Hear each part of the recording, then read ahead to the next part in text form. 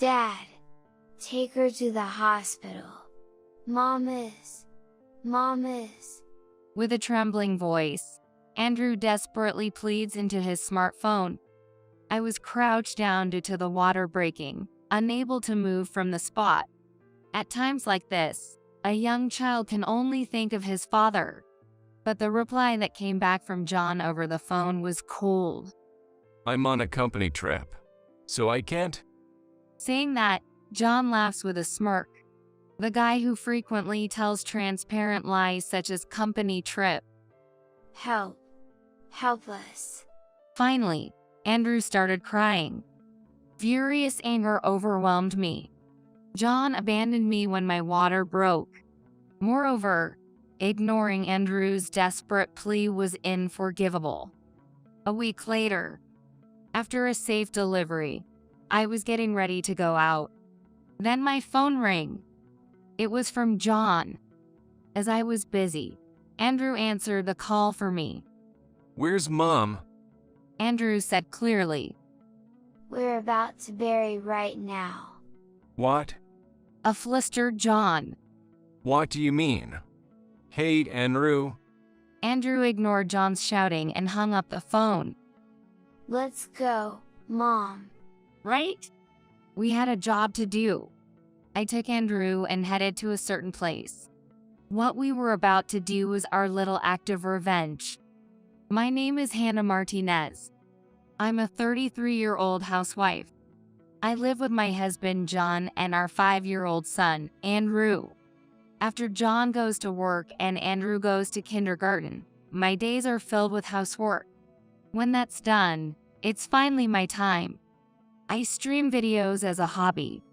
The content is simple, recipes and parenting tips, just little tidbits from a housewife. It started as a way to kill time. John had been living away from home for a solo work assignment, and I started this during my free time. But lately, I've gained more subscribers than I thought. Parenting and housekeeping hacks must resonate with my viewers, who are fellow moms. That's why even after John returned from the solo work assignment, I find time to keep streaming. Streaming these videos has become a small joy in my daily life.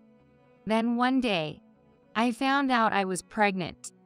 We had been thinking about a second child, so this was welcome news. John and Andrew were happy too. Names for the baby, preparations for baby clothes. There was a lot to think about. Looking back, I was probably too excited about being pregnant again after so long. That's why I didn't notice sooner. The nightmare that was eating away at our family had already begun. It was a typical weekend morning. After breakfast, while John was on his smartphone, Andrew ran up to him. Hey Dad, let's play treasure hunt. Treasure hunt is one of Andrew's favorite games lately. We bury treasure somewhere and then John and I try to find it. It was a typical peaceful weekend. That's what I thought, but John quickly hid his smartphone and yelled with glaring eyes. Shut up. Dad's busy. Go away. His tone was so harsh that I couldn't help but speak up. Hey, there's no need to talk like that. I'm dealing with work calls. I can't get anything done with all this noise. Work, you're just fiddling with your phone on a weekend morning.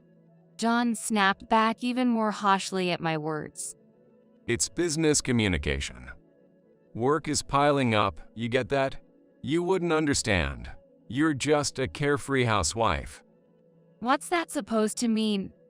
With a snort, John stormed out of the room. Feeling the tense atmosphere, Andrew began to cry. I rushed over to Andrew. I'm sorry, Andrew. Dad was probably just in a bad mood. But he wasn't always like this. Before the solo work assignment, he often looked after Andrew. Lately, John's attitude has clearly changed. He's sneaking around on his phone more often. Even when spoken to, he seems distracted. And he's been overly critical of me. He keeps belittling me, saying things like, carefree housewife, and you don't have the responsibilities I do at work. Maybe it's the stress from his job, but his behavior only seemed to escalate. One day, as soon as he came home, John entered the living room with a sour face. Then, he glared at Andrew's toys thrown in the corner. Hey, haven't you cleaned this up? I had just put the toys away in the toy box, but it seems I had forgotten some. Oh, sorry. As I hurried to clean up, John muttered, Seriously, can't you even discipline your kid properly? I'm tired from work, and I come home to this mess. Again, he threw a sarcastic remark. Don't be mad. With a tearful voice, Andrew cut in, standing in front of John, protecting me. But John coldly trampled on Andrew's tender heart. His expression turned indifferent. Move it. John glared at Andrew. With a click of his tongue, he stormed out of the room. His recent actions have been too much. I need to have a proper talk with him soon, I vowed to myself as I hugged the crying Andrew. The next evening, John came home. John, we need to talk. What now? I'm tired. Make it quick. His dismissive attitude was the same as always. I pressed on regardless. About your recent behavior. As I began to speak, John interrupted loudly. Look, I'm going on a company trip with the employees for 2 weeks starting next week. What? That's quite sudden. And for 2 weeks? Yeah. It's more like a trip where the managers aim to develop new clients, with a bit of sightseeing mixed in. Seriously, I hate being dragged into these things. I see. I don't need dinner tonight. Good night. Wait, we're not done talking. John ignored me and quickly went into the bedroom. We used to have a drink and chat about our day after Andrew went to bed. But now, the atmosphere for such moments is nowhere to be felt. John firmly closed the bedroom door, letting no one in. I sighed. Then, I finished up the remaining chores and turned on my computer. I started working on combining the narration with the video I shot the other day. It was the usual video editing I do. I used to stream simple household tips, but lately, it's been mostly about John. I created a segment called Troubles with My Husband, saying, lately, I feel like my husband has become distant. This type of content seems to have a surprising demand, as the views have increased from before. Today, I also briefly talked about the recent exchange with John. After posting the video, comments started trickling in. Your husband is terrible. He doesn't understand your struggles at all. Receiving such empathetic comments somewhat calmed my spirits. But one comment caught my eye. A sudden company trip. Sounds like an alibi for cheating. Cheating. I had a faint feeling but had been ignoring it. Maybe it was really true. John's recent behavior has been inexplicable. Holding these troubling thoughts, I was doing housework one day. I was looking for receipts to update the household ledger. Let's see, they should be around here somewhere. I searched around but couldn't find them. As a last resort, I decided to check inside a smart chest in the living room. It's supposed to contain items related to Andrew's kindergarten, but maybe something was mistakenly placed there. Then, the bottom of the first drawer came off. What is this? Incredibly, there was a false bottom in the chest. This chest wasn't originally made like this. Someone had deliberately made it difficult to discover by modifying the bottom. It wasn't me. That left only John. A bad feeling washed over me as I looked inside and saw something unfamiliar. This is... My heart pounded like a drum. Taking a deep breath to calm myself, I booted up the computer. I decided to upload an urgent video. I wanted to hear viewers' opinions about what I had just found. I had my suspicions. but I needed confirmation. Soon, comments began pouring in, confirming my doubts. The week began, and it's Monday. John was gone for a while. On that company trip. Well then, Andrew was at kindergarten, and John wasn't coming back soon. I seized the opportunity to take action. Then came the weekend. Everything was almost ready. Now I was prepared for whenever John returned. That morning, as I was doing household chores as usual, I suddenly felt a pain in my belly. At the same time, I felt a warm sensation flowing down my lower body. Could it be? My water broke. I needed to get to the hospital immediately. As labor pains surged, I hurriedly finished dressing. Then, I packed necessary items like my insurance card, a change of clothes, and towels into a bag. Then, a sharp pain hit. I had been overconfident about still being able to move, but the pain was so severe that I crouched down on the spot. I tried to find my smartphone to call a taxi, but it was nowhere to be found. Mom? Amidst this, Andrew woke up. Andrew, the smartphone. I pleaded desperately. I could barely speak. Surprised, Andrew found my smartphone nearby and picked it up. Then, as if making a decision, he began to operate it frantically. He sometimes played games on my phone, so he seemed to know how to use it. Andrew yelled into the phone. Help! Mom can't move. She looks in pain. It appeared he was on a call. The phone was accidentally on speaker mode, so I could hear the other person's voice. Damn it, Hannah. I'm in the middle of something. Huh? Is that you, Andrew? Of all people, it was John on the other end of the line. Dad! Take her to the hospital. Andrew desperately pleading. In times like these, a young child can only think of his father. But the reply from John was cold. I'm on a company trip, so I can't. Laughing off, John didn't seem to care. Help! Please help. Finally, Andrew broke down and cried. Amidst intense pain, I couldn't forgive him. It seemed like he didn't care even though I was suffering. What was worse, he completely ignored Andrew's desperate plea. After hanging up, Andrew called someone else. Grandma! Grandma! Hey, Andrew, what's wrong? It seemed Andrew managed to calm my mother with his unsteady fingers.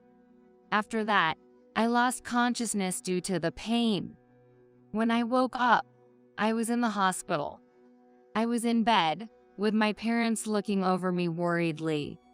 As I regained consciousness, the pain returned, and I grimaced.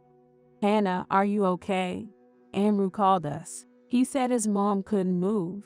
He told us desperately. It seemed Andrew was quite upset, but he had fallen asleep from exhaustion. My mother said they had left him at the hospital's childcare. Based on Andrew's call, we arranged for an ambulance. He's amazing, only 5 years old. My mother spoke solemnly. And we tried contacting John, but no luck. My father sighed. It seems like my parents tried calling John as well, but they couldn't reach him at all. They knew about the supposed company trip, but of course, that was likely not the case. He was probably enjoying himself. I was quietly fuming. This wouldn't just end here. But first, I had other things to deal with. After my parents left the room, doctors and nurses came in to prepare for the birth. After hours of labor, I gave birth to a girl. Her name is Melissa. Hearing Melissa's vigorous cries seemed to release me from all the tension. I fell asleep. When I woke up, a whole day had passed. Having slept, I felt somewhat better. I sent John an email informing him of the birth, but no reply came. Driven by his desires, he likely had no thoughts of his wife and child. As expected, It was infuriating. But he would face hell when he returned from his fun company trip. Imagining John's face then, I smirked. Thanks to my parents' care, I recovered well. On the day of my discharge, Andrew, who had been staying at my parents', came with them. Hey Mom, are you all better now? Andrew looked at me worriedly. Yeah, I'm all good now, I answered with a smile. I had caused so much worry lately. I hugged Andrew and stroked his head. Hey, how about we play treasure hunt next time?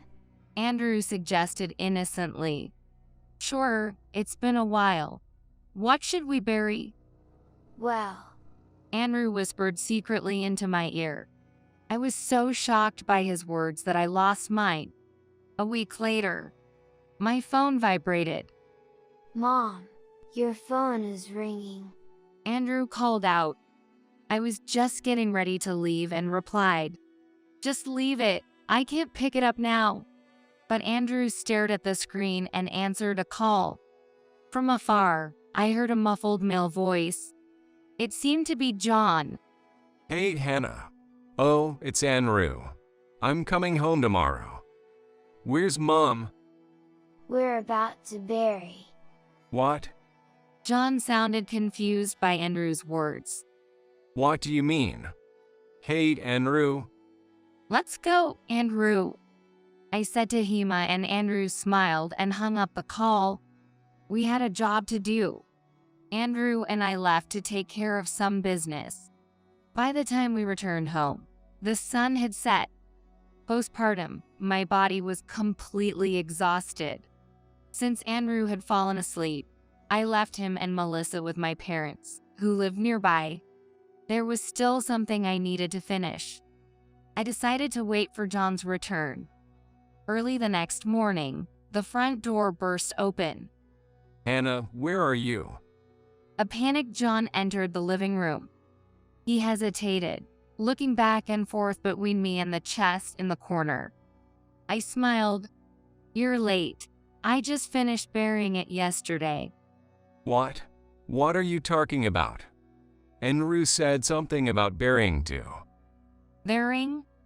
At my words, John turned pale. I know about the ring hidden there, planning to propose to your mistress. It even had your names engraved. How thoughtful. I pointed to the chest, and John turned even paler. How did you? I knew everything. It started with a video stream. I discussed my husband's recent odd behavior online, and viewers suggested he might be cheating. Then, that ring emerged from the false bottom of the chest. It was a brand new piece from a famous brand, engraved with both of their names. Could this be any more incriminating? After sharing this in a video, I was advised to hire a private detective. Especially if I was considering divorce, solid evidence would help in claiming alimony. Right after John left for his supposed company trip, I commissioned an investigation. The results confirmed my suspicions. John was indeed having an affair.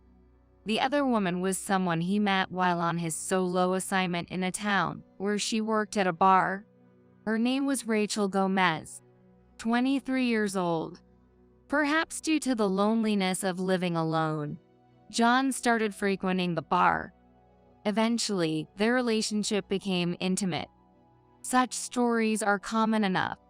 Normally, these affairs end once the solo assignment period is over.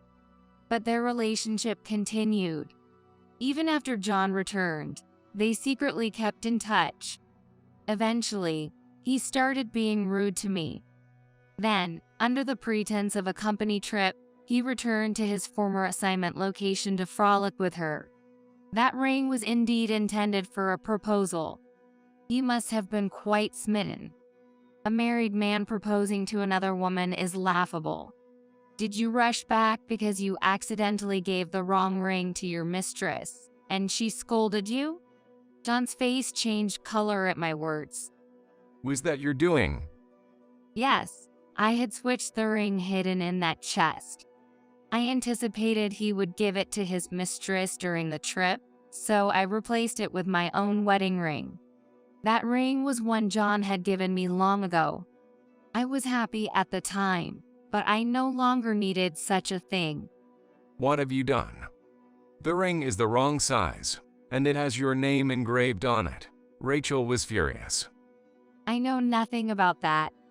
John frantically opened the chest and searched thoroughly. Where is the real one? Where did you hide the real ring? Didn't I tell you? I buried it. What? John was speechless at my words. Just then, the front door opened. John, are you okay? Isn't it over yet? Idiot. Stay out. There stood Rachel. I had seen her face in photos provided by the detective agency, but in person, she was just a flashy young woman. She had foolishly followed John, probably upset over receiving a ring with the wrong name. John must have calmed her by saying, "The real one is at home." But unable to wait, Rachel decided to follow him. Such a ridiculous story played out in my mind. So this is John's wife? Just an old lady. She sneered, belittling me, thinking she could win by flaunting her youth. Her naivety made me involuntarily sigh. "Oh, the mistress, Rachel Gomez, right? I heard you dropped out of trade school because you wanted money for fun and ended up working at a cheap bar? But no wealthy man took you seriously, so you settled for a married nobody, feeling triumphant over his wife. Is that right, Rachel?" What? Rachel was struck speechless, hit right on the mark. I had already researched all this. In today's world, once you know someone's name, finding their social media is easy. A woman like Rachel, with a strong need for approval and a competitive spirit, is bound to be showcasing her history somewhere. Thinking this, I searched her social media and quickly uncovered Rachel's background. Rachel, defiant, retorted, So what? I'm the one John loves. He proposed to me, and I got the ring I wanted. Just divorce him already. "I didn't need to be told. I'm planning on divorcing. I can't stay with someone like this anymore." John and I had been married for 5 years. We were blessed with a child, but his infidelity during his solo assignment, his disregard even during my pregnancy, and ultimately his treatment of me and Andrew. There's no point in continuing a marriage like this. Ever since I discovered the affair, I had decided to divorce him. By the way, aren't you going to look for that very important ring? Where did you hide it? Hide it? That sounds so sinister. Today, Andrew and I went for a walk at the beach for the first time in a while. We played a treasure hunt game there. It was so much fun. John's face turned pale at my words. You didn't bury it there, did you? He muttered, trembling, and then suddenly rushed outside. Hey, John, where are you going? Rachel followed him. I quickly stepped outside from the front door too. The place we buried it was about a 20-minute walk away. I gripped my smartphone tightly and walked briskly. It was the local beach. Upon arrival, the two were frantically digging up various spots in the sand. It's not here. Where the hell is it? It was an expensive ring. What are you doing? Find it quickly. They were panicking like fools. I leisurely filmed the scene with my smartphone. Apparently too distracted by their panic, they didn't notice me filming from a distance. The sight was so ridiculous. I couldn't help but burst into laughter. This beach was a place our family of 3 frequently visited. Here, we often played treasure hunt. Andrew would bury treasures in the sand, and John and I would search for them. The treasures varied, but were usually things Andrew treasured. Things like toy cars and cicada shells seemed like things boys would enjoy. However, today, the buried item was the real ring that John intended to give to Rachel. When Andrew recently said, "Let's play treasure hunt," and I asked, "What shall we bury?" he immediately replied, "A ring." I was startled, and Andrew explained, "I know. Dad has been looking at a ring and smiling recently." "What are you talking about?" Andrew had been observing John closely. John must have been daydreaming about his mistress while looking at the expensive ring he had splurged on. "That ring is important to Dad, right? If we bury it, maybe he'll come back to find it. Maybe he'll come back to being the dad he used to be." Andrew's eyes sparkled with hope. Andrew still doesn't understand. He doesn't realize that the ring was meant for someone John was having an affair with.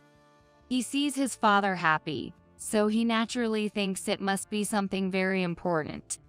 He hopes finding it might change his recently moody father back to the kind dad he used to be. Andrew's pure heart touched me deeply. And so, we had just buried the ring here on this beach. But John, now desperately searching for the ring, isn't thinking about his family at all. He's just trying not to upset Rachel. As I filmed, I realized tears were streaming down my face. I couldn't forgive John for destroying our family. It's a harsh reality for Andrew, but John is probably not coming back to us. Later, I went home to edit the footage. The video amusingly captured the two frantically searching for the ring. Thanks to the sound capturing app, I got perfect audio too. I blurred their faces at the end and added narration. Our family's history, the treasure hunts Andrew loved, and how John's selfish affair led to the family's breakdown. I kept all names anonymous. I clicked and uploaded the finished video. With the title, "I buried the ring my husband planned to give to his mistress." Instantly, the views shot up. Comments flooded in. "Your husband is the worst. Poor kid," mostly condemning John and Rachel. As I scrolled through the comments, the exhausted pair returned. "We finally found it, buried in the damn beach." The ring is all dirty with sand now. What are you going to do about it? They clamored noisily. John was holding the sandy ring and a tattered piece of paper. "This paper was in there too. It's filthy." He casually threw it in the trash without a second thought. "Don't you get it?" I said coldly, looking at John. I retrieved a paper from the trash and spread it out. It was crumpled, but it was a drawing by Andrew, with crayons. It showed our family of 4, all smiling. John seemed to realize what it depicted only after looking closely. He couldn't bear a word.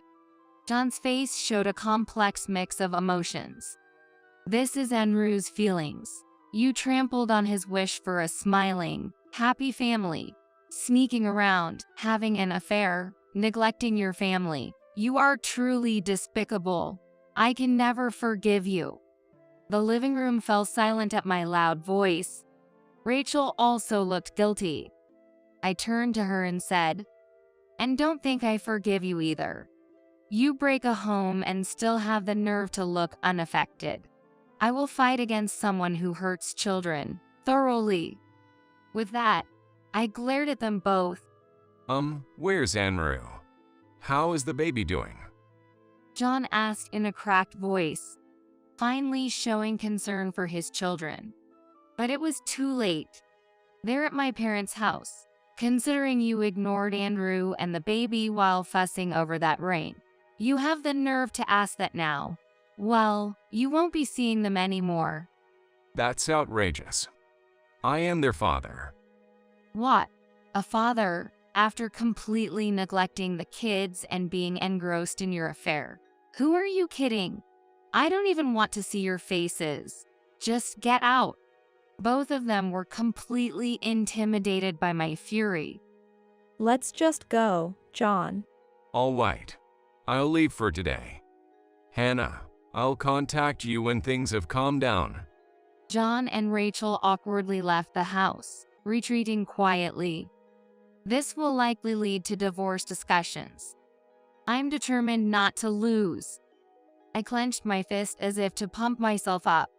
Later, although it took time, the divorce was finalized successfully. Despite John's cold head saying, "I want to make things right," I, of course, ignored him. It must have been just a momentary lapse of judgment. He would likely cheat again. It was obvious. As evidence, he seems to have started cohabiting with Rachel while talking about getting back together with me. He wanted to keep both me and Rachel, perhaps trying to maintain a good image as a father to Andrew and Melissa. There's no way I would allow that. Of course, I demanded a hefty alimony. John, desperate, asked to make payments in installments, but I refused that too. I demanded payment in full, due to a concern I had. The video I uploaded went viral beyond expectation. It received millions of views and was spread by various media outlets. Even though I blurred everyone's identities, some viewers are skilled at identifying people from subtle clues. John and Rachel were identified from subtle clues such as the condition of the coastline and their reflections in the window glass. Articles started appearing one after another. Worst husband John Martinez works at Southern Trading. The mistress, Rachel Gomez, is a hostess at a bar, known for targeting married men in the past. Once it started, there was no stopping it. John's deeds became known to his company. Apparently, he had been neglecting his work because he was spending time at Rachel's place during his solo assignment. This led to his reassignment to this branch. Moreover, he had already used up his paid leave when he lied about the company trip to visit Rachel. He had lied about being ill to get his absences excused, which was eventually discovered. Naturally, John was fired. Once that happens, naturally, the paycheck won't come in. It was good that I had collected the alimony up front. Then there was child support. This was a concern, but John's parents agreed to pay it until John found a new job. However, John's reputation was now widely known, making reemployment difficult for a while. It was his own doing. I also demanded alimony from Rachel, but she had quit her job at the bar and wasn't working. In a panic, Rachel and John started uploading couple videos, attempting to capture their daily lives. It was meant to stream the daily lives of couples, but it ended up fueling the fire. Couple of homewreckers, the worst. Shameful. These two are unbelievably thick-skinned. They were criticized heavily and soon stopped. Perhaps they thought it would be as easy as my video had made it seem. Without proper planning and merely trying to earn money, they were bound to fail. Thus, it turned out to be right to secure the alimony upfront from Rachel's parents. However, they told her, "This is the last time we help you." Dependent on John and with the couple videos not working out, their relationship deteriorated, and they soon broke up. It was a rather thin bond, I mused dispassionately.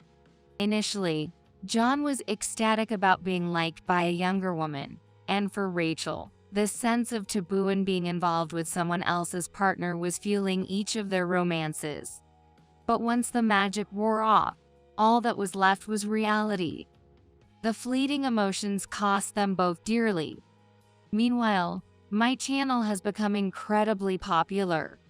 I'm busy with consultations from other moms dealing with infidelity, and I've been approached by companies for collaborations, now active as an influencer.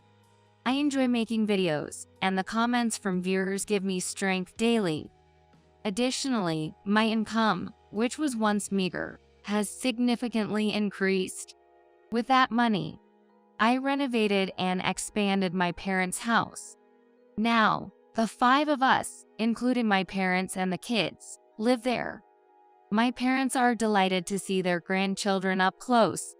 Andrew has grown up and become much stronger recently. Melissa's also growing up healthy and plays well with Andrew. There's just one thing that bothers me. I haven't let John meet the kids since then. Of course, I haven't spoken to Andrew about the ugly adult realities, but I wonder if he really understands. However, to my surprise, Andrew seems unconcerned. Dad, I'm over it. He didn't help even when Mom was suffering. I don't need someone that horrible.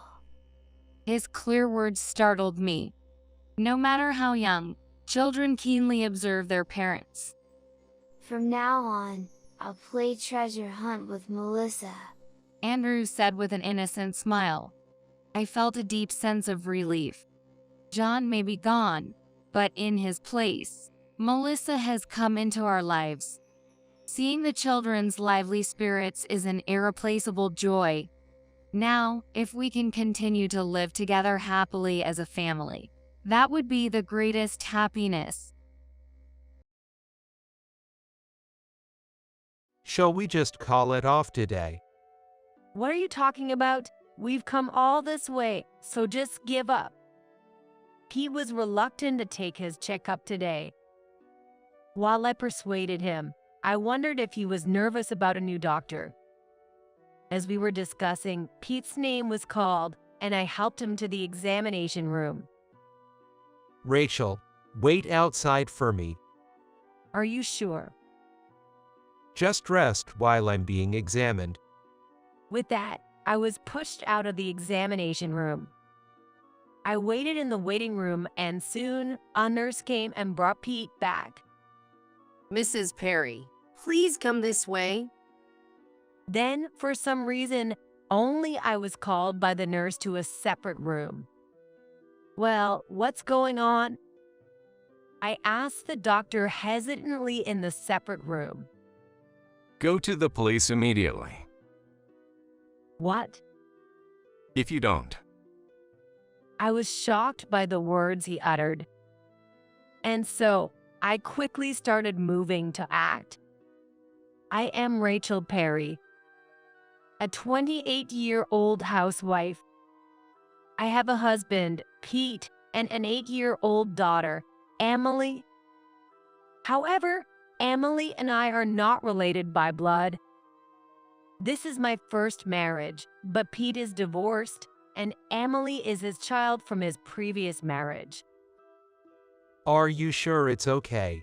After all, I have a child and I myself. Pete hesitated. Don't worry about it. I replied with a smile. Pete is blind. He used to see, but apparently he lost his sight protecting his ex-wife during an accident. I met him through work. I draw webcomics, and one day I received a request, could you create something based on this story? It was a novel written by Pete. I want everyone to know that there are things you can still do, even if you can't see. Besides, I have to work and raise Emily. The story, filled with his emotions, detailed his life after becoming blind. Moved by his words, I was more than happy to adapt it into a comic. The author of the novel would really like to meet you. I received a message from the editor, and we arranged to meet at a cafe. With the help of his daughter Emily, Pete arrived.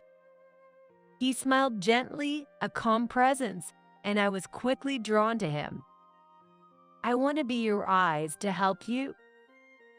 I've wanted to be with you too. Your voice is so comforting. He told me he fell in love with my voice, and that's how we started dating. Hey, Emily, would you be okay with me being your mom? Yes. With Emily's consent, we decided to get married. My parents were concerned about Pete being blind and having a child from a previous marriage. But if you've decided, we'll support you. That's right. But remember, you can always rely on us. In the end, they supported me. They reassured me that they'd always be there to help, allowing me to enter marriage with peace of mind. Emily, dinner's ready.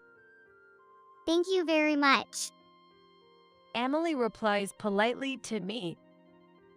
We've been living together since we started dating, but she hasn't opened up to me yet.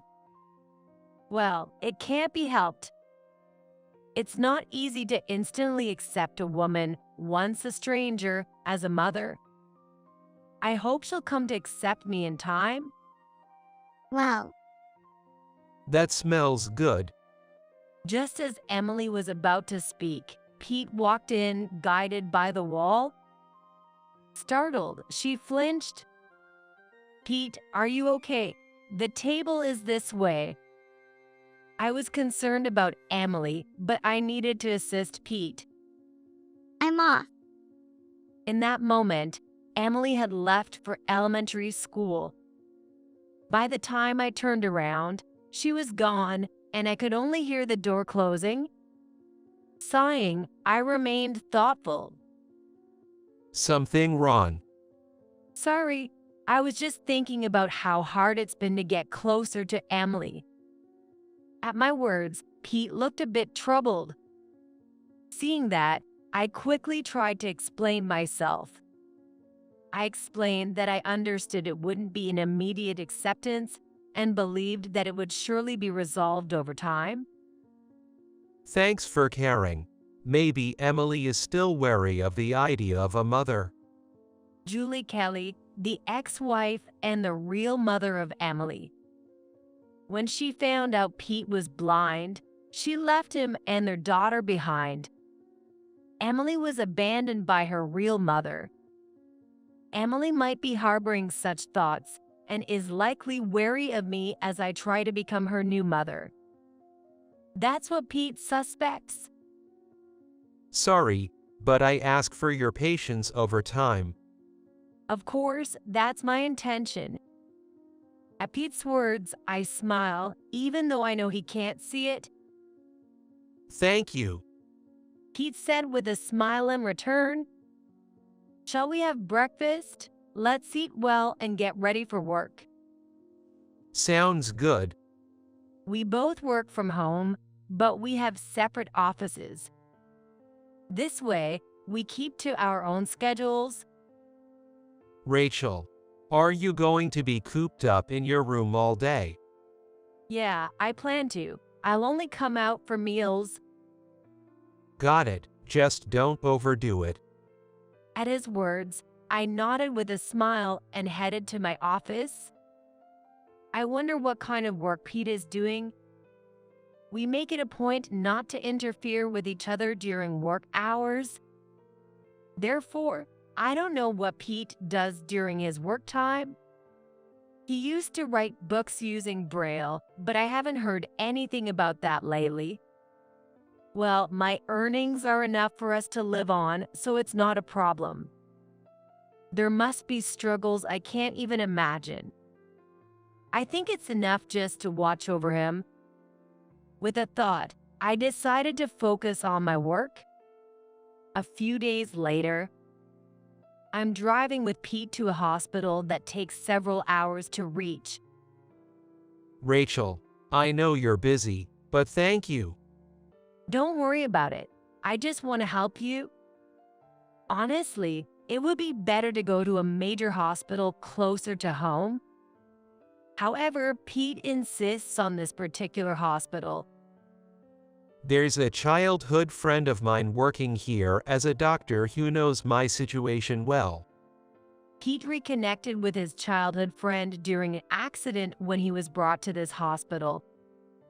Since then, she's been very supportive, even after his ex-wife Julie left him and their daughter behind. That's why I've decided she should be the one to see me. The doctor is a woman? Yes.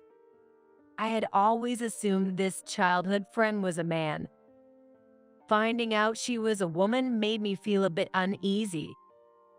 Even though it's just a medical consultation and their relationship is strictly doctor-patient. The fact that he goes out of his way to see a female childhood friend for hours bothers me. What kind of person is this childhood friend? She's kind. She gets along well with her husband. Knowing she was married put me at ease. Married people are less likely to do anything inappropriate. We then entered the hospital together. Is this the first time we meet Mrs. Perry? I'm Anna West, Pete's attending doctor. Anna introduced herself with a gentle smile. She was very beautiful and definitely seemed kind. Being a wife can be tough, and adjusting to a new lifestyle can be tiring. I'm here to listen if you ever need to talk. I felt ashamed for almost being jealous. What a reliable, kind person. I had such an impression of her. Shall we exchange contact information? When Anna suggested it, I happily agreed. However, that might have been a mistake. Oh, a message from Anna. That night, a message from her appeared on my phone. Are you and Pete really doing okay? Pete has it tough. You need to be strong. What is this? The content was puzzling. Not something I expected from the doctor I met earlier in the day. I consulted Pete without thinking. She's always been overly protective, trying to be a big sister to me. That's probably why she sent such a message. According to Pete, she has always acted like Pete is my responsibility. She was very worried when he remarried, especially because of Julie's situation. That might explain why she was a bit cold to me. If she sees I'm living happily, she'll probably be reassured. Then I better make sure we are happy, I said with a laugh. That's right. Pete laughed along. Emily watched us, seemingly wanting to say something. Emily, is something wrong? Nothing. When I asked Emily, she glanced briefly at Pete and shook her head. I'm going to bed early. She then went to her room. I wish Emily would smile a bit more. I overheard Pete mutter. I turned to him, and Peter turned his head. Seeing him like this, I felt a slight discomfort. Can you tell Emily's expression? Yo, we're family after all. I can tell by the sound of her voice. Pete said, smiling. It makes sense. After 8 years together, he might indeed sense her mood from her voice alone. But why could he respond to me turning around silently? Just a coincidence? Something wrong, Rachel? No, it's nothing. Pete asked with concern, possibly sensing my distress or wondering why I had fallen silent. To him, I shook my head. I'm probably just overthinking it. I convinced myself of that. Well, Rachel? On a rare day off, surprisingly, Emily initiated a conversation. Surprised, I managed to keep a smile on my face so she wouldn't notice. What's up? This. When Dad isn't around. She handed me a piece of paper. I took the paper from her. Please make sure Dad doesn't see this. She left hurriedly. I heard the front door close, so she must have gone out. Probably to a friend's house, as she mentioned earlier. What's this? On it was a certain number. Rachel, has Emily already left? As I pondered the meaning of the number, Pete called out to me. I quickly hid the paper in my pocket. Yes, she's already gone. It seemed a bit hurried. Isn't that more childlike? I hope she can act that way in front of me someday. That would be good. Pete chuckled at my words. He didn't seem to notice what I had hidden. What's up with you, Pete? Aren't you off today? Typically, Pete rests until nearly noon on his days off. I hadn't expected him to be up this early. I was thinking, if it's not too much for you, maybe we could go for a walk together. Pete invited me with a gentle smile. That sounds nice. I want to feel refreshed. You're such a hard worker, Rachel. Just don't overdo it. Pete probably thinks I'm busy with work.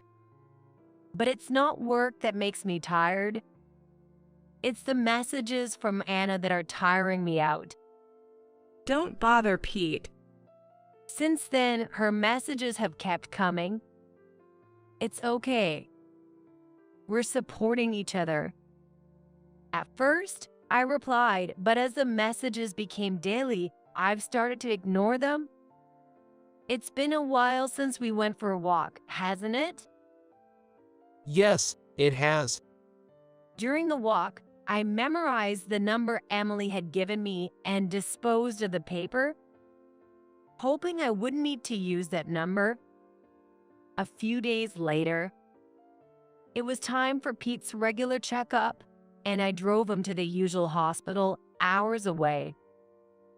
Isn't off today. Yes, she's caught that contagious disease that's going around. The difference this time was that Anna was off. However, there were other competent doctors, so we saw one of them instead. It was good that our long trip wasn't wasted. I thought so, but Pete seemed to feel differently. If she's not here, maybe we should call it a day. What? Pete suddenly started talking, and I turned around without thinking. What are you talking about? It's just a routine checkup. We have to go through with it. Besides, we've come all this way. Let's make the most of it. Hearing that, Pete made a face of displeasure. I soothed him and made him sit down in the waiting room chair. Can't we just skip it today? What are you saying? We're already here. Just give up. He was particularly reluctant about the checkup today. While I persuaded him, I wondered if he was nervous about a new doctor. Then Pete's name was called, and I helped him as we headed to the examination room. Rachel, wait outside for me. Are you sure? Just take a rest while I'm getting examined. With that, I was pushed out of the examination room. As I waited in the waiting room, Pete soon returned with a nurse. Mrs. Perry, this way, please. For some reason, I was the only one called by the nurse and was taken to another room. Well, is there something wrong? In the separate room, I cautiously asked the doctor. Go to the police right now. What? If you don't, you'll end up being used and then discarded. I was stunned by the words he uttered. And to act immediately, I started moving. After a while, Pete contacted me on my phone. Rachel, where on earth did you go? Me? I'm at the police station now with Emily and Julie. Pete, taken aback by my words, remained silent for a moment. Why? He murmured in a faint voice. Dr. Watson told me about your truth. At that time, the person who told me the truth was a Dr. Marcus Watson. Pete can see. What are you saying? Moreover, he's not the kind-hearted person you think he is. Dr. Watson, who had called me in, told me this. His words honestly left me bewildered. I understand it's hard to believe, but haven't you ever had any suspicions yourself? As he said this, what came to my mind was, Pete's recent behavior. He reacted immediately to my actions, even though he was supposed to be blind. He moves around our familiar home without any help and gets dressed perfectly. What bothers me the most is his relationship with Emily. Emily is always conscious of his gaze, and whenever I talk to her, Pete quickly intervenes. It's as if he's monitoring her movements. There are indeed some worrying signs. He's showing you a false persona. He's conspiring with Dr. West to deceive you. Indeed, if Pete's blindness were a lie, it would be odd for Anna not to notice. Perhaps she's been helping him because they're childhood friends? Anna and Pete are having an affair. What? It seems Anna was helping Pete not just because they are acquaintances, but because they are in a relationship. The more I heard, the more I learned that their affair began around the time of Julie, and she had realized it. Since Julie was a nurse, she had consulted more closely with Dr. Watson and others about it. Just as Julie was about to confront them, I heard that Julie and Pete were in an accident. Those words gave me an awful feeling. I hate to think it, but I believe Pete was involved in causing that accident. Dr. Watson told me firmly.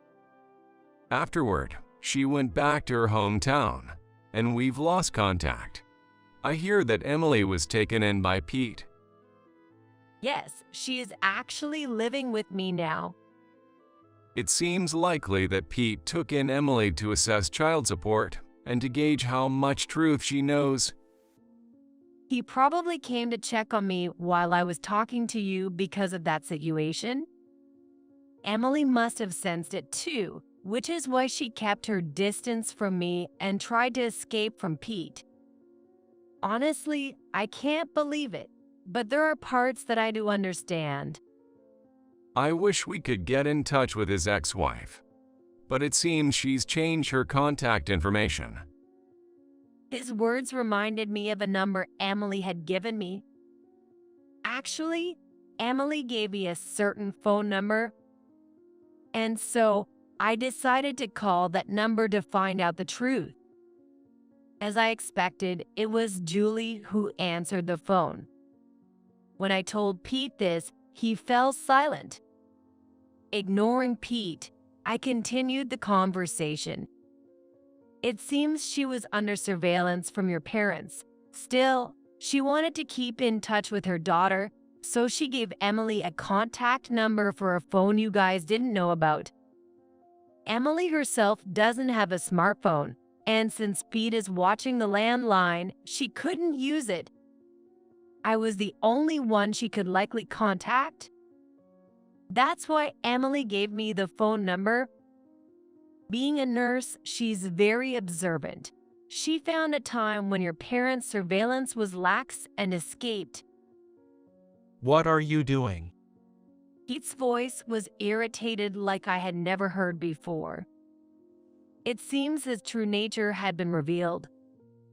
I immediately contacted Emily's school, and now we are all at the police station.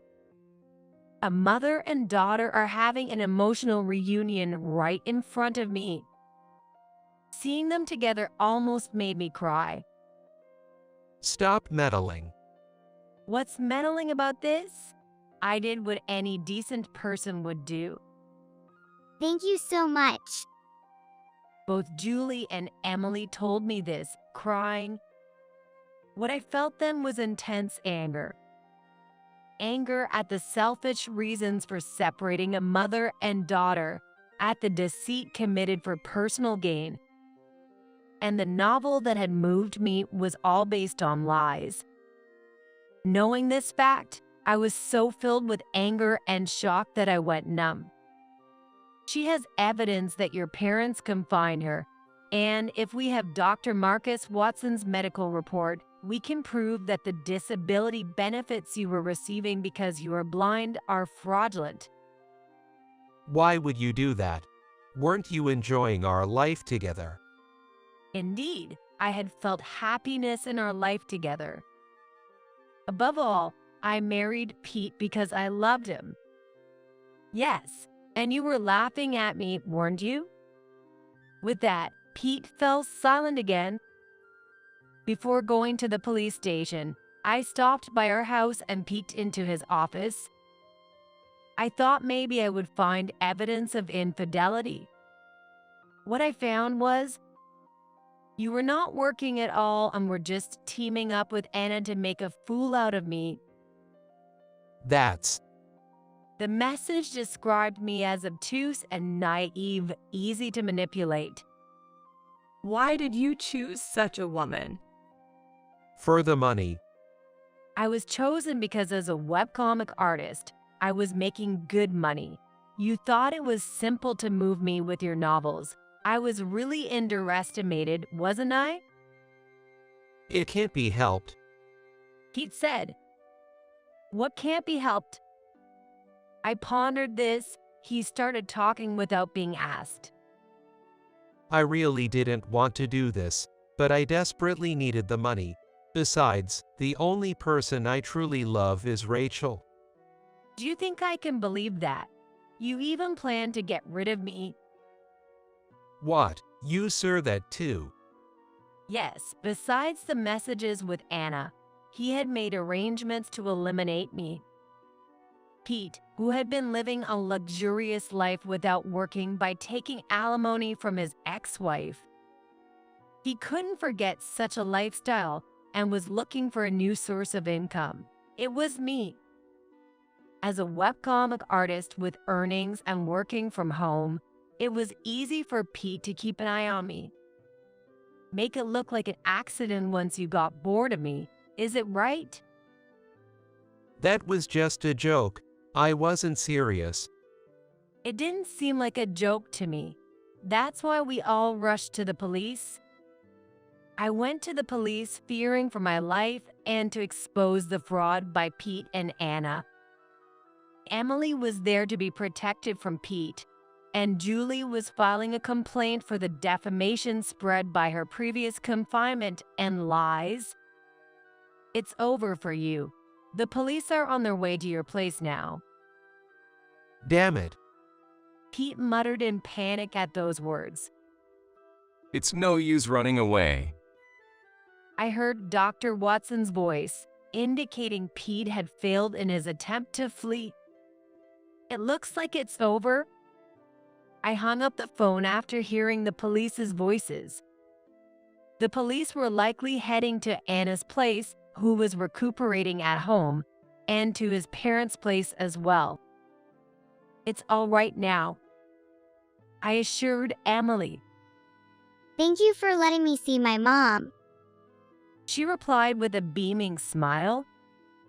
Seeing her smile for the first time made me very happy. Later, I heard that Emily and her mom really went back to Julie's parents' home.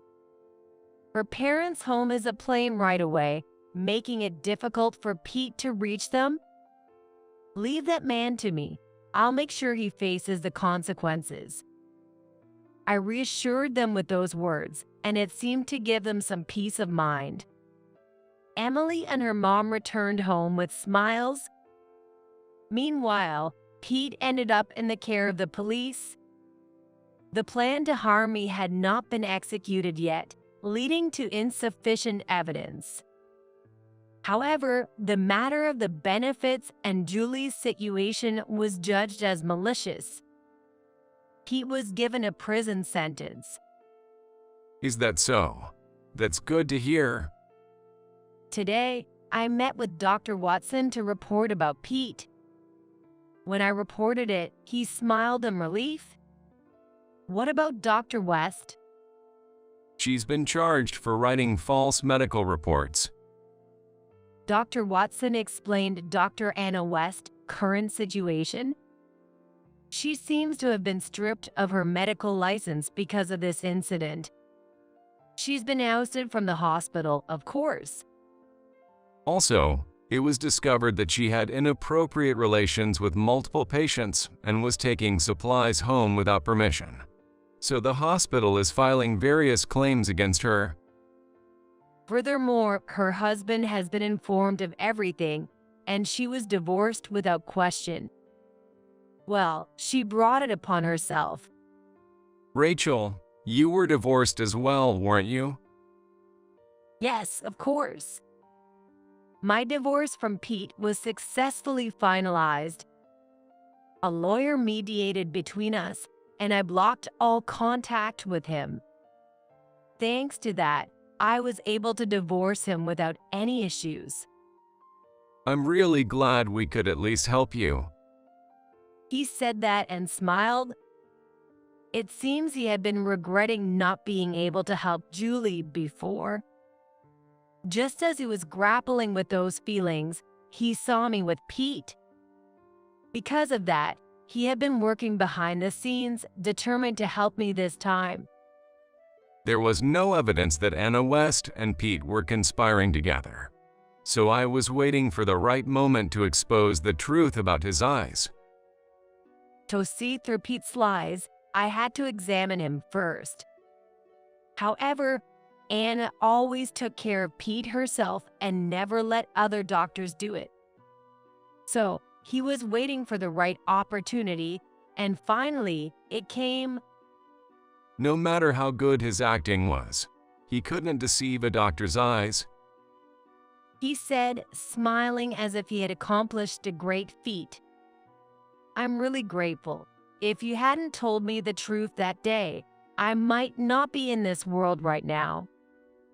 I said, expressing my heartfelt thanks. Thank you for trusting me. Dr. Watson smiled. Some time had passed. I received a message from Anna on my smartphone. I forgot to block her. Dozens of calls and messages.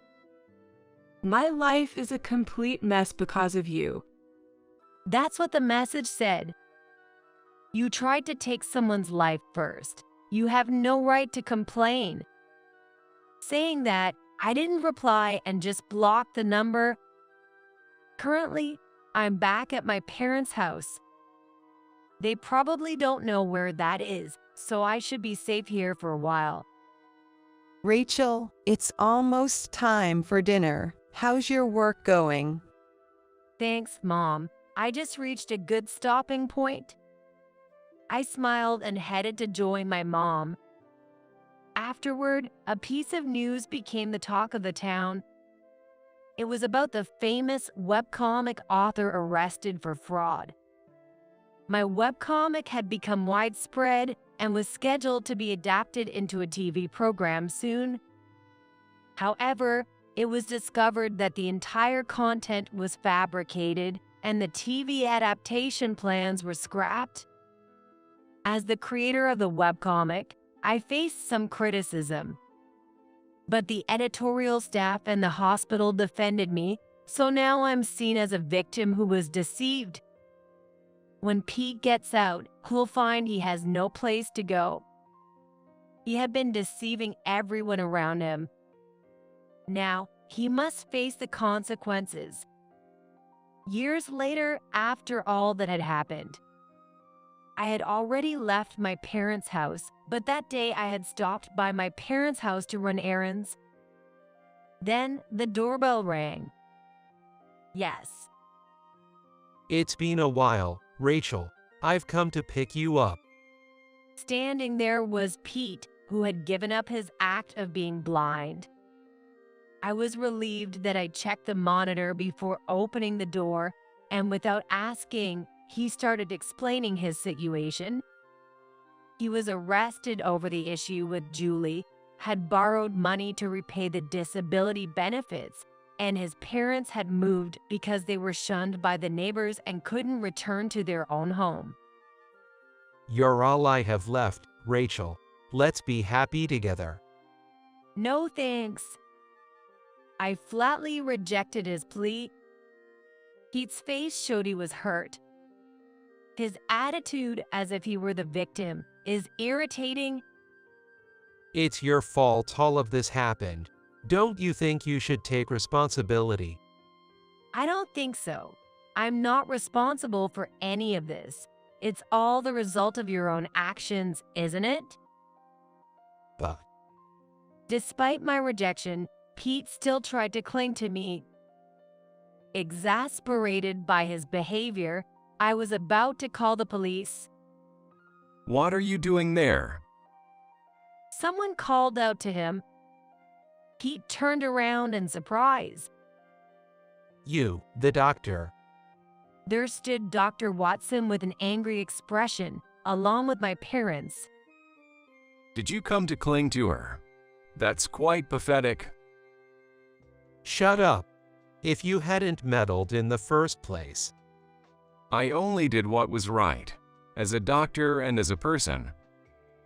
While Pete glared, Dr. Watson responded calmly, albeit angrily. Watching them, I called the police. Your selfishness has inconvenienced many people. If anyone should take responsibility, it's you. Damn it. Pete then tried to lash out at Dr. Watson. Enough already. However, he was stopped by my dad. Having learned karate in his youth, and since Pete hadn't been physically active due to pretending to be blind for years, my dad easily restrained him. Damn it, let go. Pete yelled, but my dad didn't let go, and soon the police I had called took him away. Rachel, are you all right? Yes, thank you. After Pete was gone, I answered him with a smile. With that, he smiled, relieved. He sprinted over as soon as he saw that guy. Really, I feel safe leaving her with him. My parents watched us with amused smiles. Yes, in fact, we are engaged. After the incident with Pete, we found we shared a lot in common, and after his confession, we started dating. Yes, I'll take care of her. He nods in assurance. We trust you. My parents nod in agreement. Well, now that we've finished moving the stuff, let's celebrate in our new home. Actually, today I had come to help my parents move.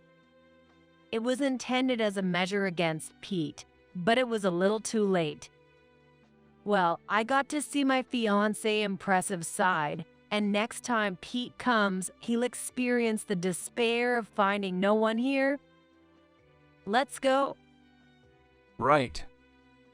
As I nod, he offers his hand. I take it with a smile. Some time has passed since then, and today is my second wedding. Rachel, you look beautiful. Thank you, Emily. Emily and her mother have come especially for the ceremony and are showering us with blessings. I couldn't become her mother, but just seeing her full smile is enough. Enjoy today. Yeah. Congratulations on your marriage. To her smile, I respond with a heartfelt one of my own. Hey, what time do you think it is now? Looking at the clock, it's only 5:30. It's still 5:30. Why are you up so early like this? I replied with sleepy eyes, but Jeff kept on relentlessly. What do you mean it's still 5:30? It's common sense for the wife to wake up earlier than the husband, wear makeup, and prepare breakfast. I doubted my ears hearing such shouting in the morning from Jeff. I wonder which era we're in right now. It's like lines from a mean mother-in-law in an old drama. Since marrying Jeff, we have separate bedrooms and absolutely no intimacy at night. Then, one day, Jeff collapsed at work and had to be rushed to emergency surgery. While waiting outside the operating room, I heard a young doctor scream. What on earth is this? Through this surgery, I would come to learn Jeff's surprising secret. And also, how difficult my own position really is now. I realized that I could not go on as I was, and with the help of others, I recovered my true self. My name is Sarah. I'm a 42-year-old homemaker assisting with a small business. Back when I was single, I worked as a caregiver at a hospital. I had a fulfilling job, but I was the only one who wasn't married among my friends. Both of my parents had already passed away, leaving me alone at home and feeling pressured to get married. Then one day, while feeling lonely at a bar, a man approached me. Well, is this seat taken? That's what the man who would become my current husband, Jeff, said as he approached. Jeff is 3 years older than me and runs a small manufacturing company independently. Listening to his story, it seemed he was also single like me, without a significant other. As we shared stories about our lives, we hit it off. As two mature single individuals, I had hoped for a somewhat romantic evening, but that day I made him promise to see him next and went home early. After that, our relationship naturally began, and we went on dates once a week. Dates with Jeff, who was serious and reserved, consisted mainly of quiet conversations in cafes or parks. However, I gradually found myself drawn to his seemingly good-natured personality. And it was on our third date since we met. Well, considering our age and all, it's not really ideal to just keep dating aimlessly, right? Watching Jeff nervously fidget as he spoke, I felt a slight sense of anticipation. Well, you see. Yeah. We've only been dating for less than a month, but since we're close in age and all, I was thinking, why don't we get married? Is that okay? It was definitely an unusual proposal, but I was also feeling pressured about marriage, and I thought Jeff was a good guy, so I replied with a quick yes without hesitation. No, not at all, I'd be happy to. Upon my immediate acceptance, Jeff beamed with delight. Since neither of us had parents, we decided to skip the wedding ceremony and just register our marriage.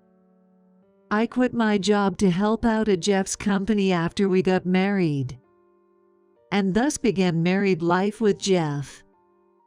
However, it was also the start of days filled with anguish. From the time we met until we got married, there had been no physical intimacy between Jeff and me.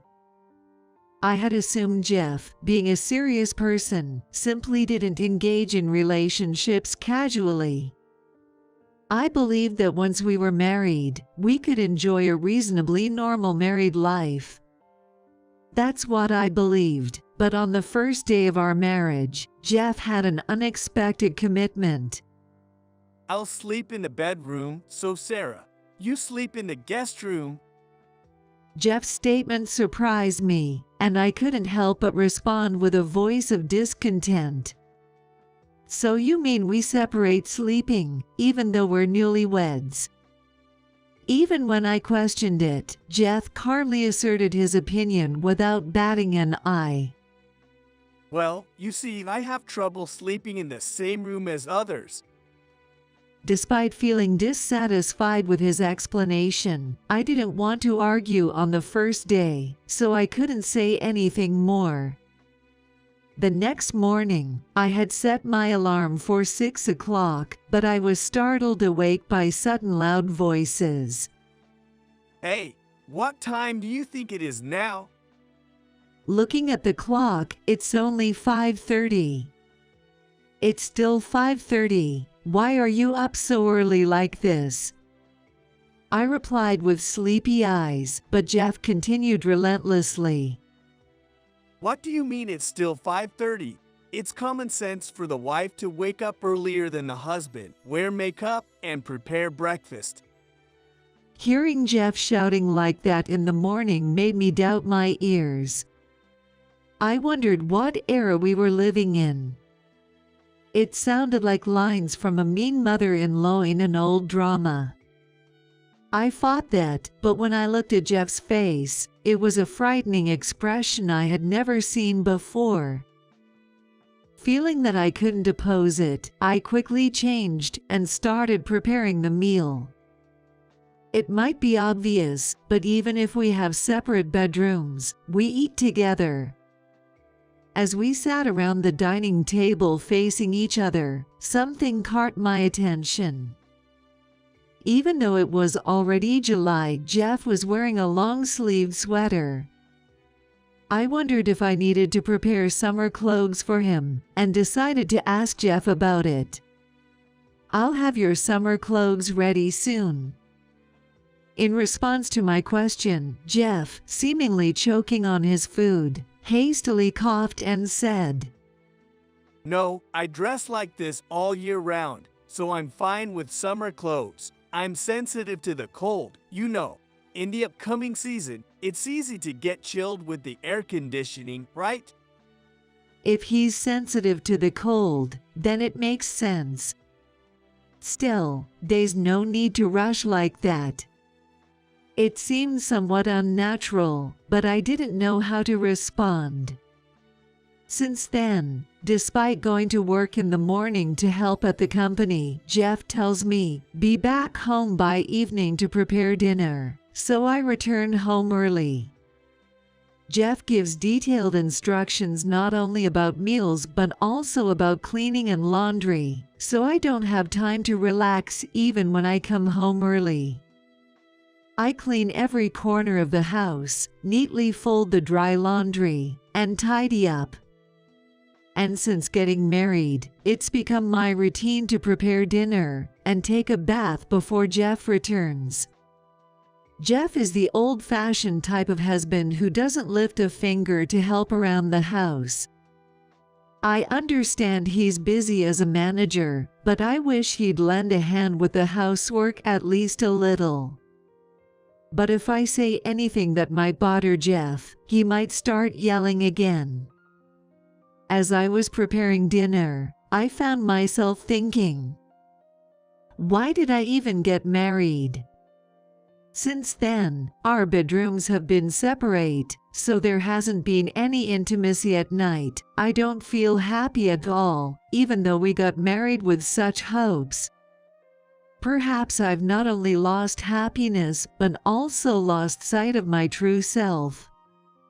Feeling overwhelmed by these thoughts, tears began to flow uncontrollably from my eyes. As I sat there, quietly crying to myself, my phone rang around 5 in the evening. It was a call from one of my female co-workers. "Hey, Sarah. It's urgent. The boss suddenly collapsed, so please head to the hospital right away." I was speechless upon hearing this. Sensing my distress, the coworker calmly informed me of the hospital's name. Trying to compose myself, I thanked him and immediately called for a taxi. I arrived at the hospital and was shown to the procedure room where Jeff was. I was instructed to wait outside the door, so I took a seat on the chair placed there. The door to the treatment room opened, and a seasoned physician, about the same age as Jeff, emerged from within. I stood up and approached the doctor.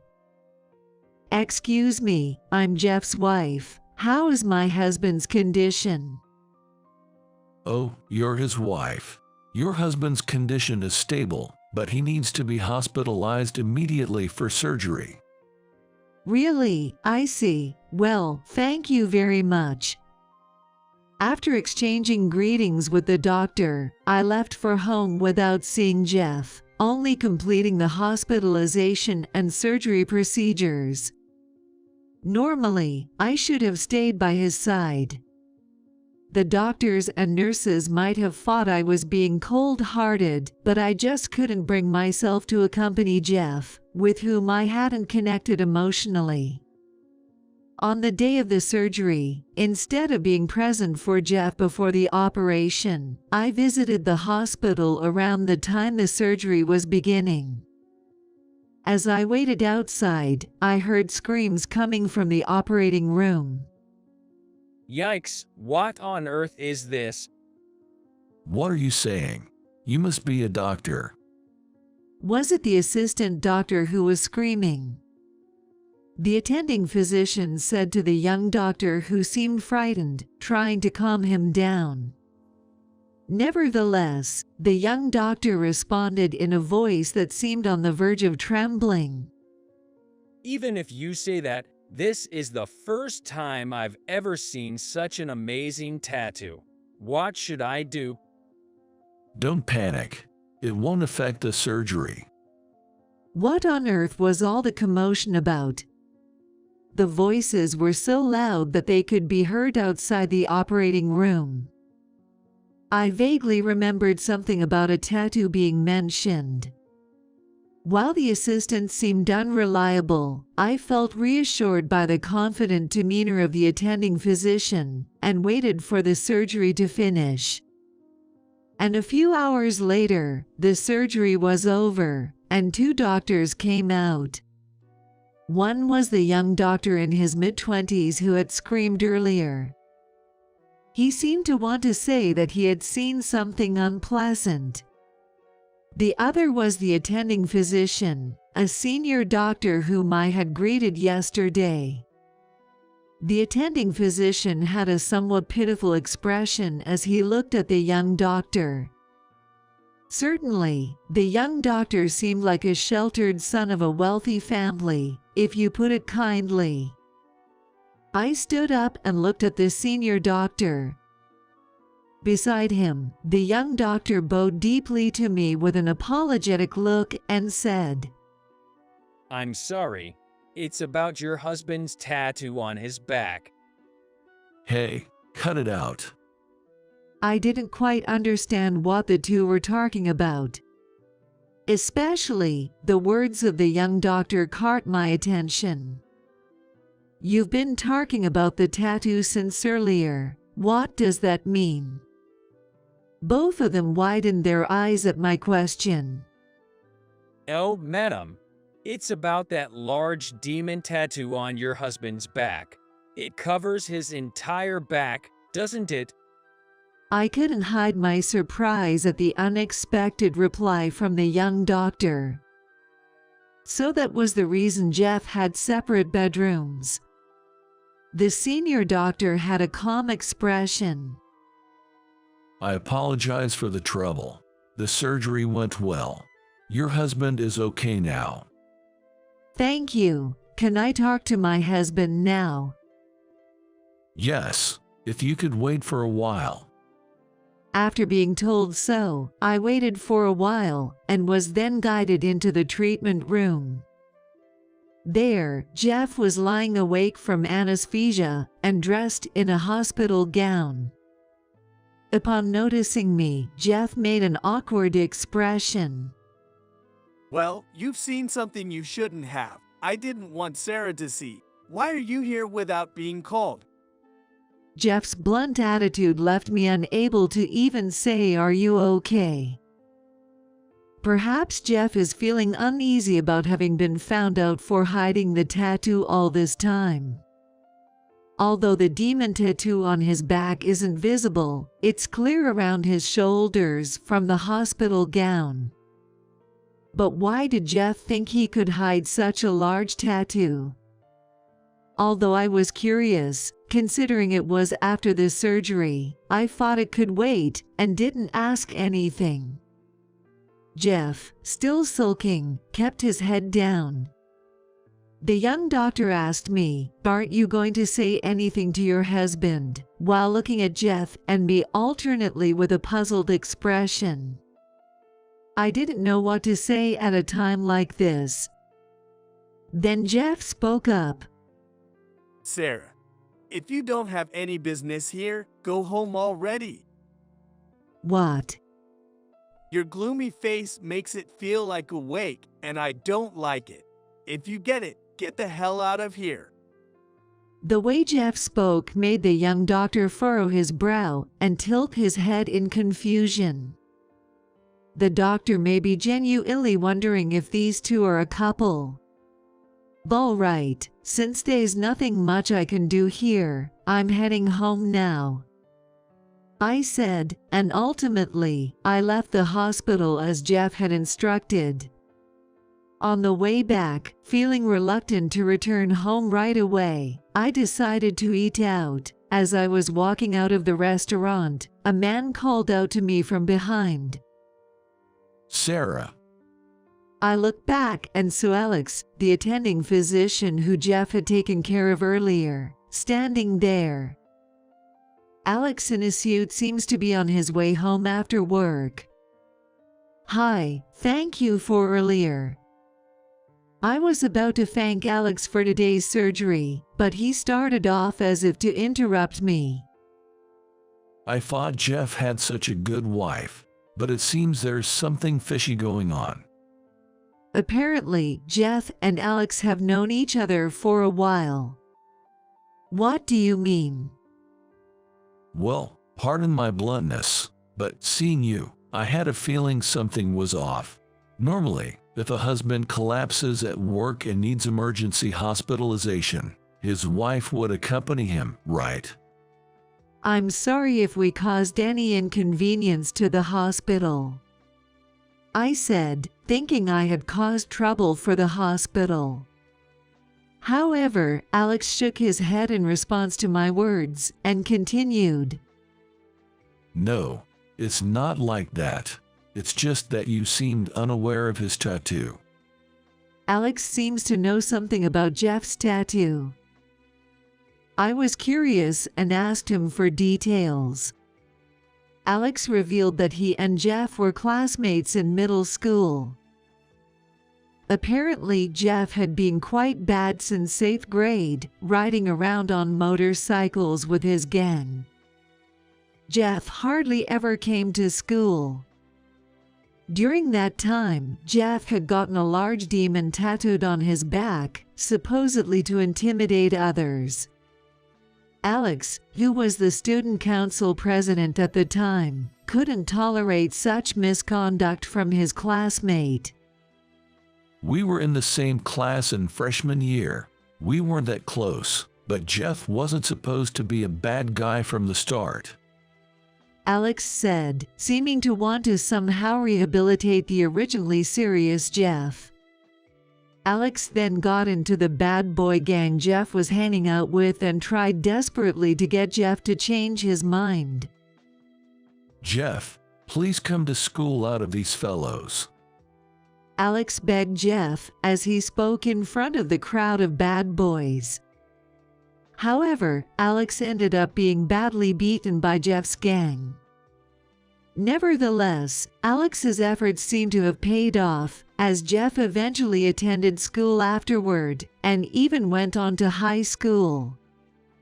I had no idea about Jeff's past, so I was simply taken aback. It seems Jeff doesn't remember me anymore, but it's good to hear that he somehow managed to turn over a new leaf and work earnestly. However, dealing with you, his newlywed wife, isn't as easy. It's clear even to outsiders that Jeff and I don't have a normal marital relationship. Thinking about it fills me with embarrassment and a sense of shame. I'm truly embarrassed to think that even strangers can tell that our marriage is unusual. Alex lightly shook his head in response to my words. No, it's not you who's unusual. It seems like Jeff is neglecting you in some way. As he said that, I also started to feel the same way. For some reason, I felt like I could confide in Alex about anything. Is it because he's a doctor? Does he offer support to his patients' families in times like these? Thinking about it made me feel somewhat apologetic. I'm sorry, Alex. I didn't mean to drag you into our private matters. Oh, no worries. Right now, I'm not here as a doctor, but as a fellow human being talking to you. While I used to confront Jeff about his bad behavior back then, now there's a different reason why I can forgive him. At that moment, I couldn't quite grasp the meaning behind Alex's words. A different reason? I asked, to which Alex responded with a shy smile. Well, let's put that aside for now. If you ever find yourself confused about Jeff, feel free to talk to me about anything. I might be able to help in some way. I began to feel like I could confide in Alex, who listened to me empathetically. He knows a lot about Jeff's past. So, I thought if I told him about my current situation, he might find a way to help solve my problems. I told him in detail about the situation from the time I met Jeff until now. Alex listened silently and attentively, furrowing his brow with a serious expression. Something seems off. What was Jeff thinking when he got together with you? I'm not really sure about his feelings. As I answered, tears welled up in my eyes. Talking to someone made me realize that I was living a life that didn't satisfy me. Got it. Just leave it to me for now. I felt sorry for inconveniencing others with my situation. However, I couldn't help but rely on Alex's kindness, and my heart was filled with happiness. With Alex's support, I resolved to somehow deal with the ambiguous relationship with Jeff. The next day, I visited Jeff's hospital room from morning. Alex had informed me that Jeff's post-operative condition was stable, so I wanted to talk to Jeff. However, Jeff remained facing the window even when I visited. He refused to make eye contact. Nevertheless, I was determined to get to the truth and asked Jeff, "Why did you keep silent until now? With such a large tattoo, it was bound to be revealed sooner or later. Were you planning to hide it without establishing a marital relationship?" Jeff fell silent at my question. Then, he muttered in a low voice, "Because I thought you'd run away from me, too?" "What do you mean?" When I pressed him, Jeff began talking about his past relationships with women. According to his story, all the women who dated Jeff broke up with him as soon as they saw his tattoo. Jeff gives off the impression of a good young man who works earnestly. No one could have imagined that he had a large demon tattoo on his back. The fearsome demon on his back looked as if he belonged to some sort of nefarious organization. You were only on the wrong path until middle school, right? Why didn't you get rid of the tattoo when you turned your life around? When I questioned him, Jeff glared sharply and shouted, "I just didn't want this tattoo off."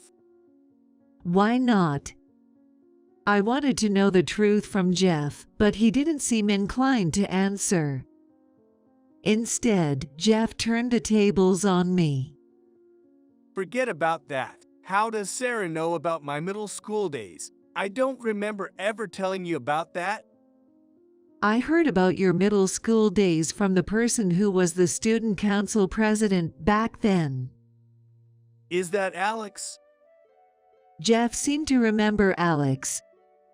But why did he keep silent even though he recognized Alex? Alex had desperately tried to reform Jeff. Even though Alex clearly remembered you, why didn't you even say a word of thanks? He helped you reform, didn't he? I questioned Jeff, who tilted his head in confusion. "What are you getting at? I turned over a new leaf because one of my buddies died in a motorcycle accident. I decided to live longer for his sake and quit riding bikes to live a straight life. This tattoo is something I got with him like a memento.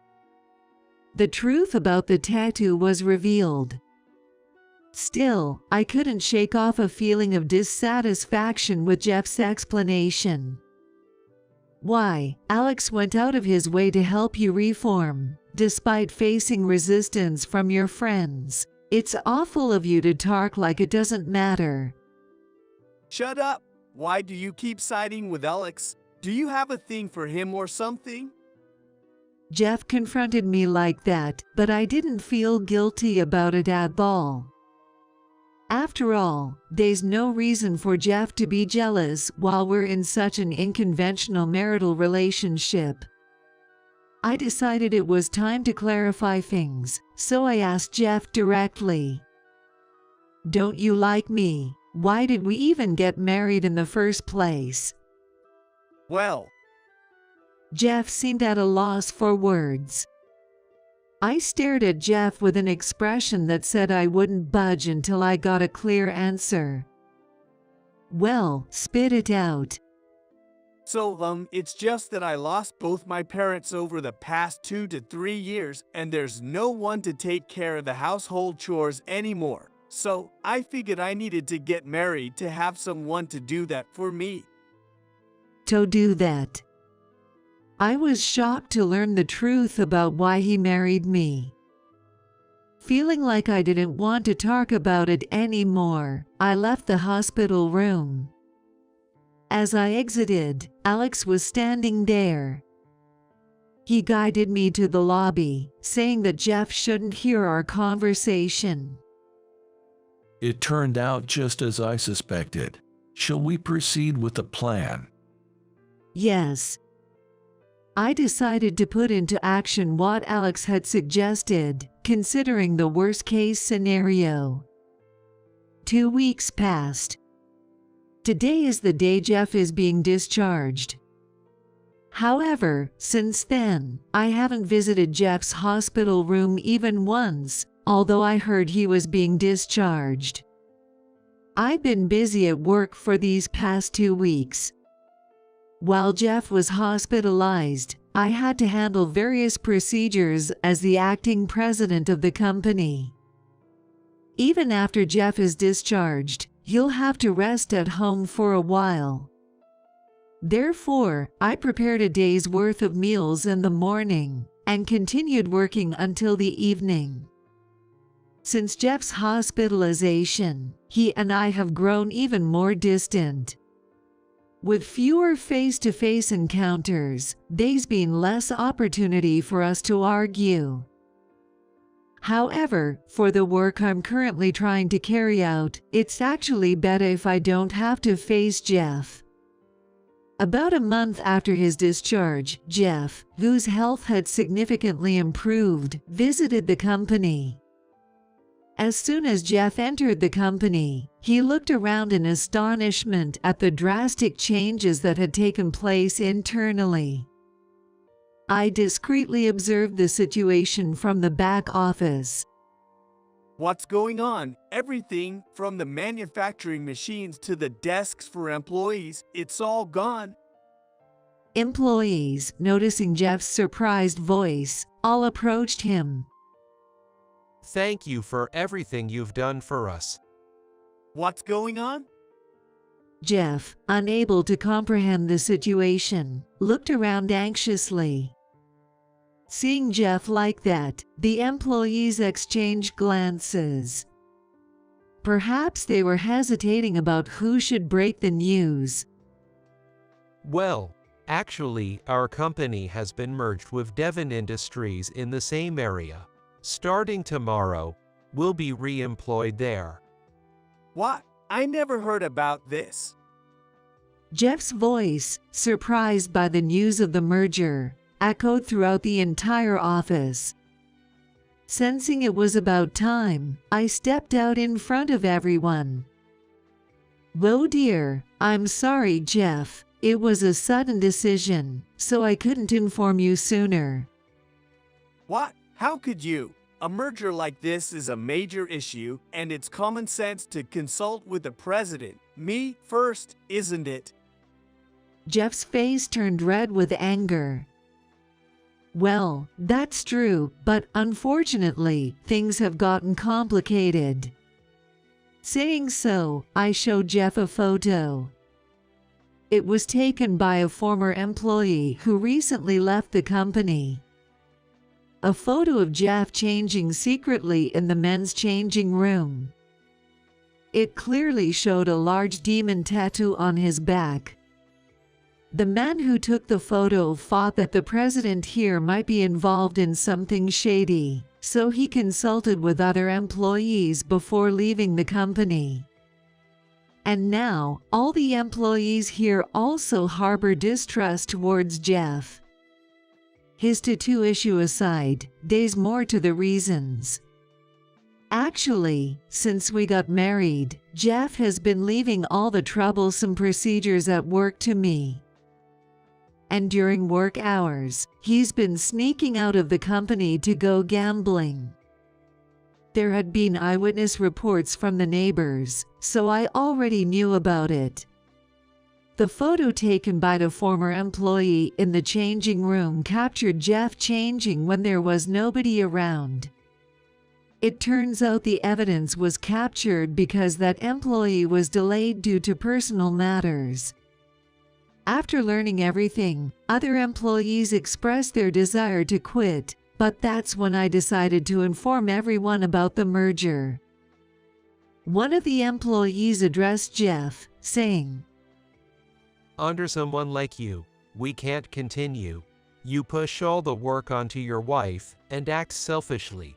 And besides, having a flashy tattoo on your back, isn't that a question of integrity as a company executive?" All the surrounding employees nodded in agreement.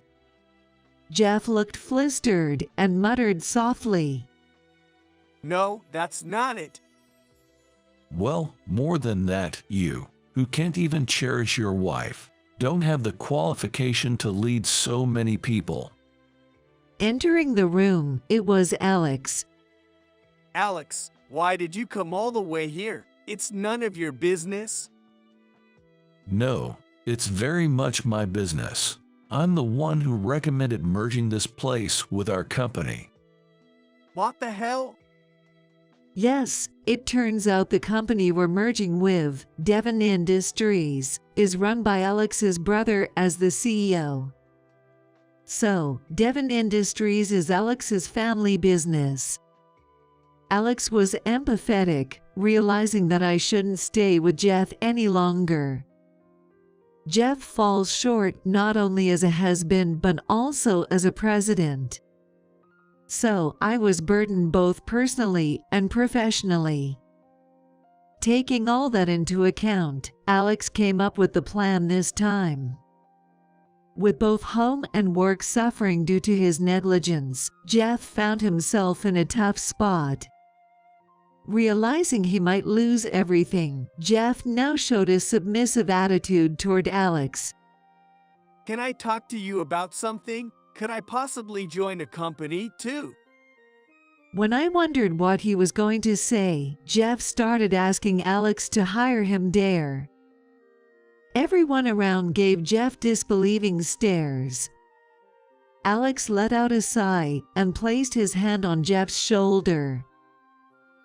Well, in that case, there's no point in everyone leaving this company. Also, it's about time you let Sarah go. She deserves better than you. Upon hearing this from Alex, Jeff quickly turned to me and interrogated. "Sarah, are you saying you want to leave me? How am I supposed to live if you're gone?" Looking at Jeff imploringly, I retorted, "I'm not the kind of person who can continue a superficial relationship like this. Just so you know, I'm neither your mother nor your maid. You need to learn to take care of yourself once you're on your own," I said firmly, leaving Jeff speechless. In that silence, I handed him the divorce papers, intending to finish it off. I decided to take Alex's advice and get a job as a caregiver at the hospital. I can support myself just fine from now on. So, let's get divorced. My words made Jeff suddenly flustered. Divorce? No, wait a minute, please. Even if it's okay for you, I can't survive alone without a job.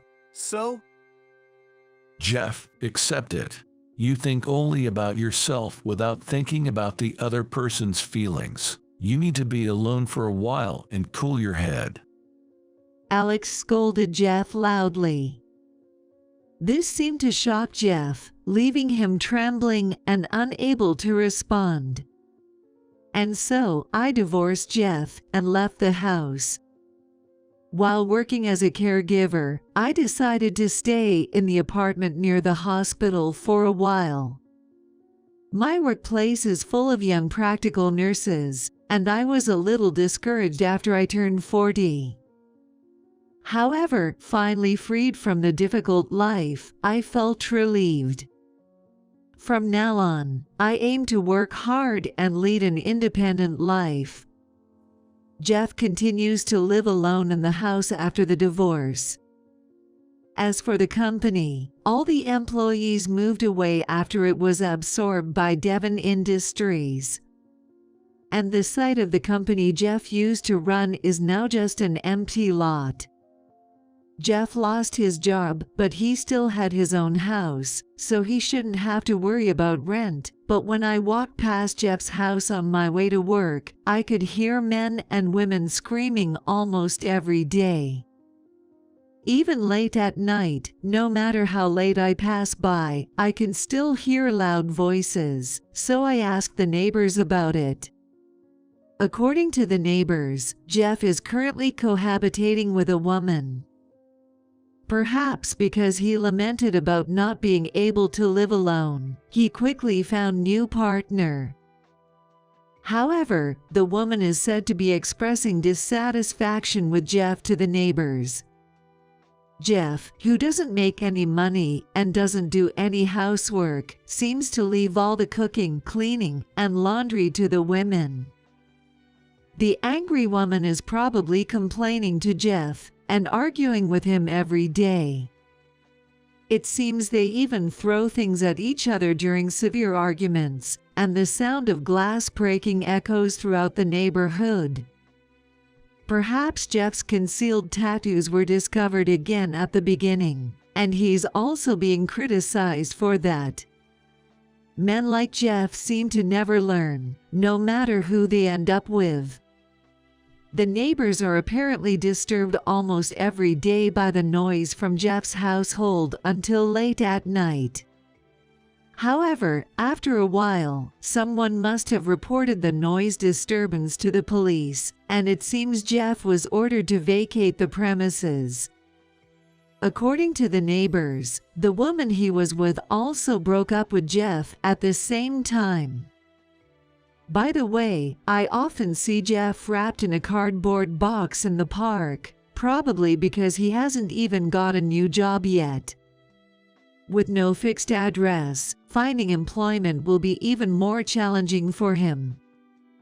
If he calls out to me, I will ignore him and run away.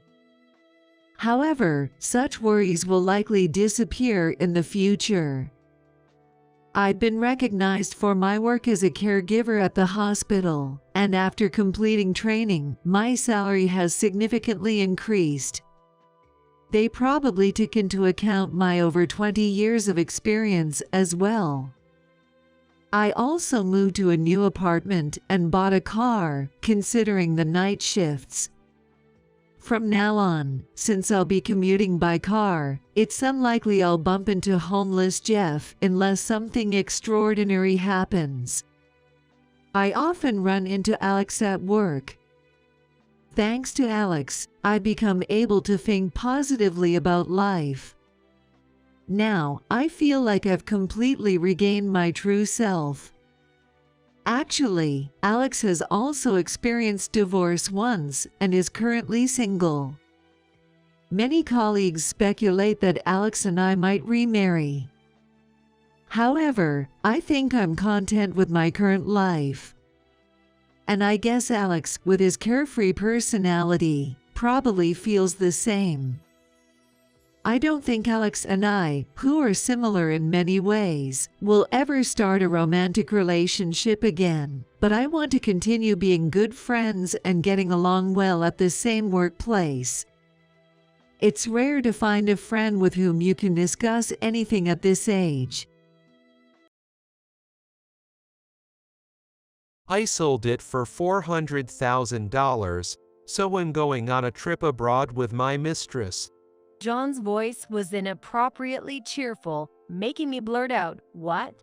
He called me while he was in the hospital. He sold the house for $400,000. What does that mean? That was a cherished home I inherited from my dad. And to openly declare he has a mistress, that's just insane. What do you mean you sold the house? What about Lisa? As soon as I mentioned her daughter, John snorted with laughter. I've always found her annoying. She acts so disrespectful towards adults. Of course, I'm leaving her behind. What a thing to say about his own daughter. I was filled with rage and shock at the news of him selling the house and running away with his mistress. My mind was reeling. I have to stop John. Even if he says he sold the house, it can't be handed over that quickly. I have to do something. My name is Emily, a 39-year-old housewife. I wish I could say I live a content life with my husband, John, a year older than me, and our 9-year-old daughter, Lisa, but our relationship is far from harmonious. Since our marriage, John's personality has gradually twisted, and I suspect he has been cheating for a year now. Without proof, I've been helpless, but John hasn't been very secretive about his affair. John, who works in a factory, heads out to drink somewhere 4 or 5 days a week after work. It might be with co-workers, but he didn't used to go out as much until a year ago. Moreover, he comes home with a distinctive perfume scent and has been preparing expensive bags and shoes I've never seen before. Of course, they're not for me, but for someone else, as he leaves with these gifts time and again. I've been too scared to confront him about his cheating, remaining timid and unable to act until I can gather proof.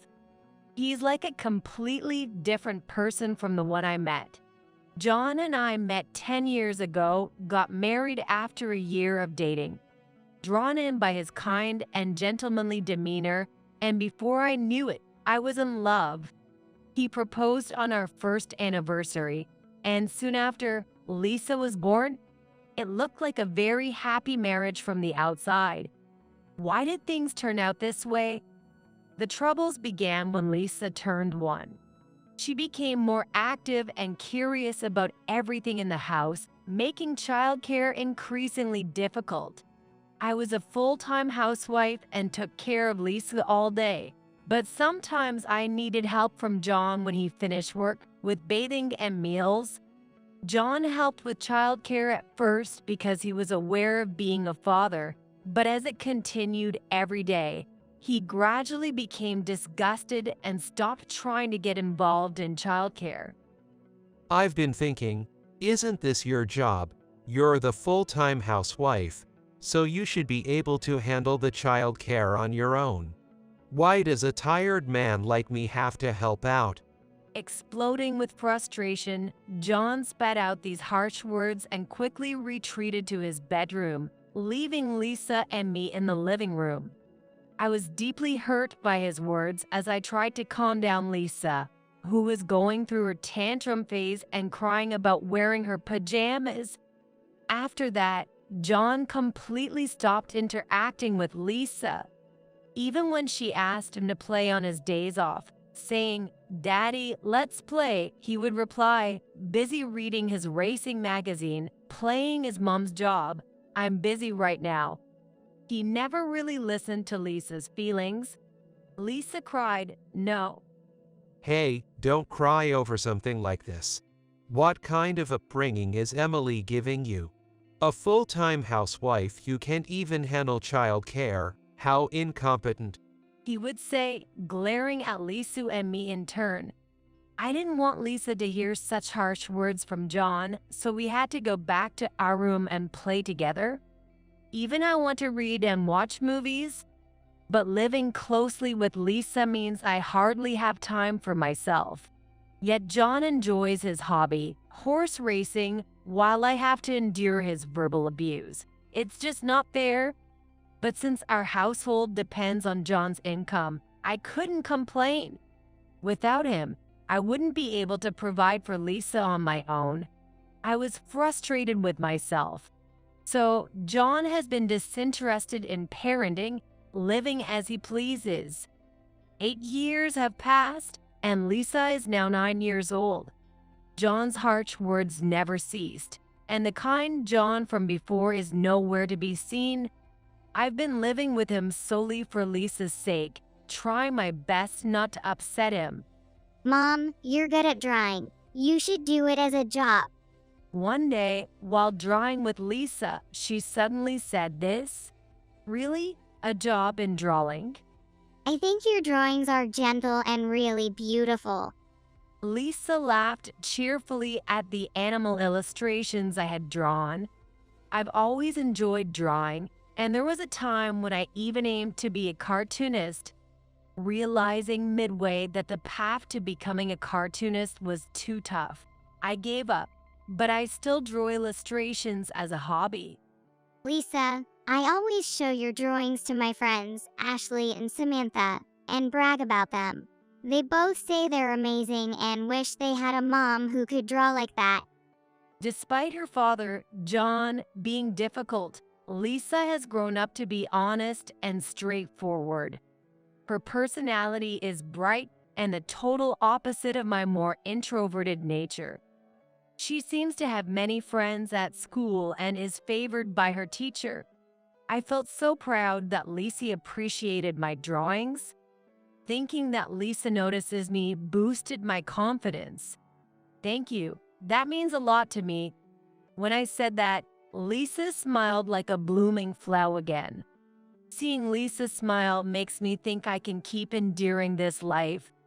I thought this quietly to myself. That night, John, as usual, came home drunk, collapsing in the living room right after entering. He was drunk. His drinking had become frequent, worryingly so. I sighed and pulled his jacket off the slumped over John, checking his pockets. What's this? Normally finding nothing but keys in his pocket, this time a piece of paper caught my attention. It was a receipt with a hotel name on it, clearly visible. This is definite proof of his cheating. I had been suspecting infidelity, but now I had physical evidence. Trying to calm my uneasy heart, I carefully stashed the receipt on a shelf. Then I started to think about how to confront John. The next day, still partly drunk, John left the house. After Lisa went to school, I was doing household chores as usual, but I couldn't stop thinking about yesterday's receipt. I had a hunch John was cheating, and it was my choice not to confront him about it.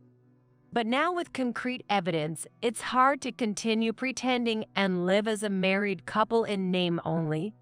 Within a week, no, in a few days, I want to make him admit his infidelity and get an apology. But how should I do it? As I was pondering this, my phone started to vibrate. Who could it be at this time? It was unusual to get a call during the day. Looking at my phone, I saw an unfamiliar number. With a sense of foreboding, I answered the call. Hello, is this Mrs. Murphy? Yes, that's me, but who is this? This is from State General Hospital. I'm afraid John has been brought in by ambulance. The call was from the biggest hospital in the area. The hospital staff explained that John had been brought in for emergency surgery due to a kidney issue, and that he would likely need a transplant as his condition was severe. Confused by the sudden news, I was asked by the doctor, "Are you all right?" Yes, can he do that kidney transplant? Yes, we'll start looking for a donor immediately if we find a match. Okay. Then we can proceed with the transplant surgery. Suddenly hearing that John was sick and needed a kidney transplant, my mind was in turmoil, but the doctor continued to explain the transplant procedure. We'll start checking for compatibility with potential donors. So please cooperate with this. I only understood half of what the doctor said, but it was clear John was in a serious condition. Despite his mistreatment and infidelity, I didn't wish for him to lose his life. I wanted him to survive if possible.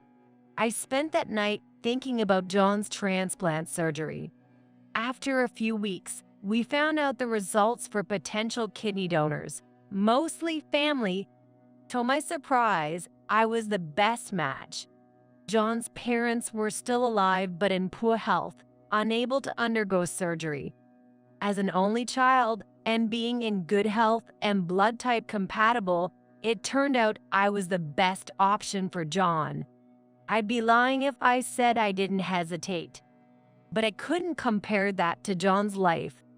With that in mind, I decided to become John's kidney donor. When I explained to Lisa about John's condition and the transplant, she cheerfully said, "Got it. Take care and do your best." While I was hospitalized, Lisa would stay with her grandparents. Though they were in poor health, they were mostly able to manage at home. Lisa was happy to stay with her grandparents as she got along well with them. At least I can be at ease for a while. It's good that Lisa is such an understanding child. Relieved, I went ahead with the transplant surgery. A week later, after signing the consent forms and undergoing health checks, I underwent the kidney transplant for John. The surgery was surprisingly straightforward, and I was in the hospital for about a week, while John stayed for about 10 days. Fortunately, there were no major health issues, and the recovery was smooth. The day before I was discharged, my phone rang again. Wondering who it could be this time, I answered. Hello, it's me. I heard a familiar voice and felt a shiver. It was John himself. Thinking he might thank me for being a donor, I asked, "Long time no see. How are you feeling post-surgery?" I expected him to say something like, "Thanks, Emily, I'm feeling better." But what I heard next was unexpected. I'd like to talk about our house. John paused, suddenly bringing up the house, and I was taken aback. I sold it for $400,000, so I'm going on a trip abroad with my mistress. John's voice was inappropriately cheerful, making me blurt out, "What?" He called during his hospital stay to say he sold the house for $400,000. What does that mean? That was a cherished home I inherited from my father, and to openly declare he has a mistress, that's just insane. What do you mean you sold the house? What about Lisa? As soon as I mentioned her daughter, John snorted with laughter. I've always found her annoying. She acts so disrespectful towards adults. Of course, I'm leaving her behind. What a thing to say about his own daughter. I was filled with rage and shock at the news of him selling the house and running away with his mistress. My mind was reeling. I have to stop John. Even if he says he sold the house, it can't be handed over that quickly. I have to do something. John had already hung up the phone after saying going on a trip with his mistress. I was trying to make sense of what had happened with my confused mind. But no matter how much I thought about it, I couldn't believe he would sell our house, especially during his hospital stay. Shocked, my condition worsened, and my hospital stay was extended by a few days. Feeling utterly defeated, I lay on my bed, helplessly thinking about the future. I should call Lisa first. Without the house, Lisa and I would have nowhere to go. The bold declaration of having a mistress was infuriating, but what concerned me most was Lisa. I called the home of John's parents, and his mother answered. She quickly put Lisa on the phone. "Hello, Lisa. I'm sorry. It looks like my hospital stay is going to be longer. Are you okay? Not too lonely? I heard about your dad selling the house. We don't have a place to go back to now." I rapidly asked, worried about Lisa. Then Lisa answered with a bright voice. "Mom, it's okay. I've taken care of it." What? I was puzzled by Lisa's words about having taken care of it. "Dad told me he asked his mistress to sell the house, but actually, Grandma and Grandpa." Lisa detailed the events that had occurred during my hospital stay. I was stunned, as unexpected developments had unfolded without my knowledge. "So, Mom, just rest easy. I'm okay." Thank you. Lisa's responsible words encouraged me, and I finally managed to calm down a bit. However, if what Lisa was saying was true, I wondered what was happening with John and his mistress now. Curious, but reminding myself that rest was crucial, I fell asleep. 3 days later, fully recovered, I headed to my in-laws' house. "Mom, welcome back." Lisa ran up to me with a happy face, with Grandma smiling softly behind her. Speaking of which, John really did something outrageous. I'm sorry, Emily. My father-in-law apologized to me with a stern face. With such wonderful parents, why did John turn out this way? No, it's my fault for going along with everything without saying anything. Thank you. Now, there's something we need to tell you, Emily. Yes, what is it?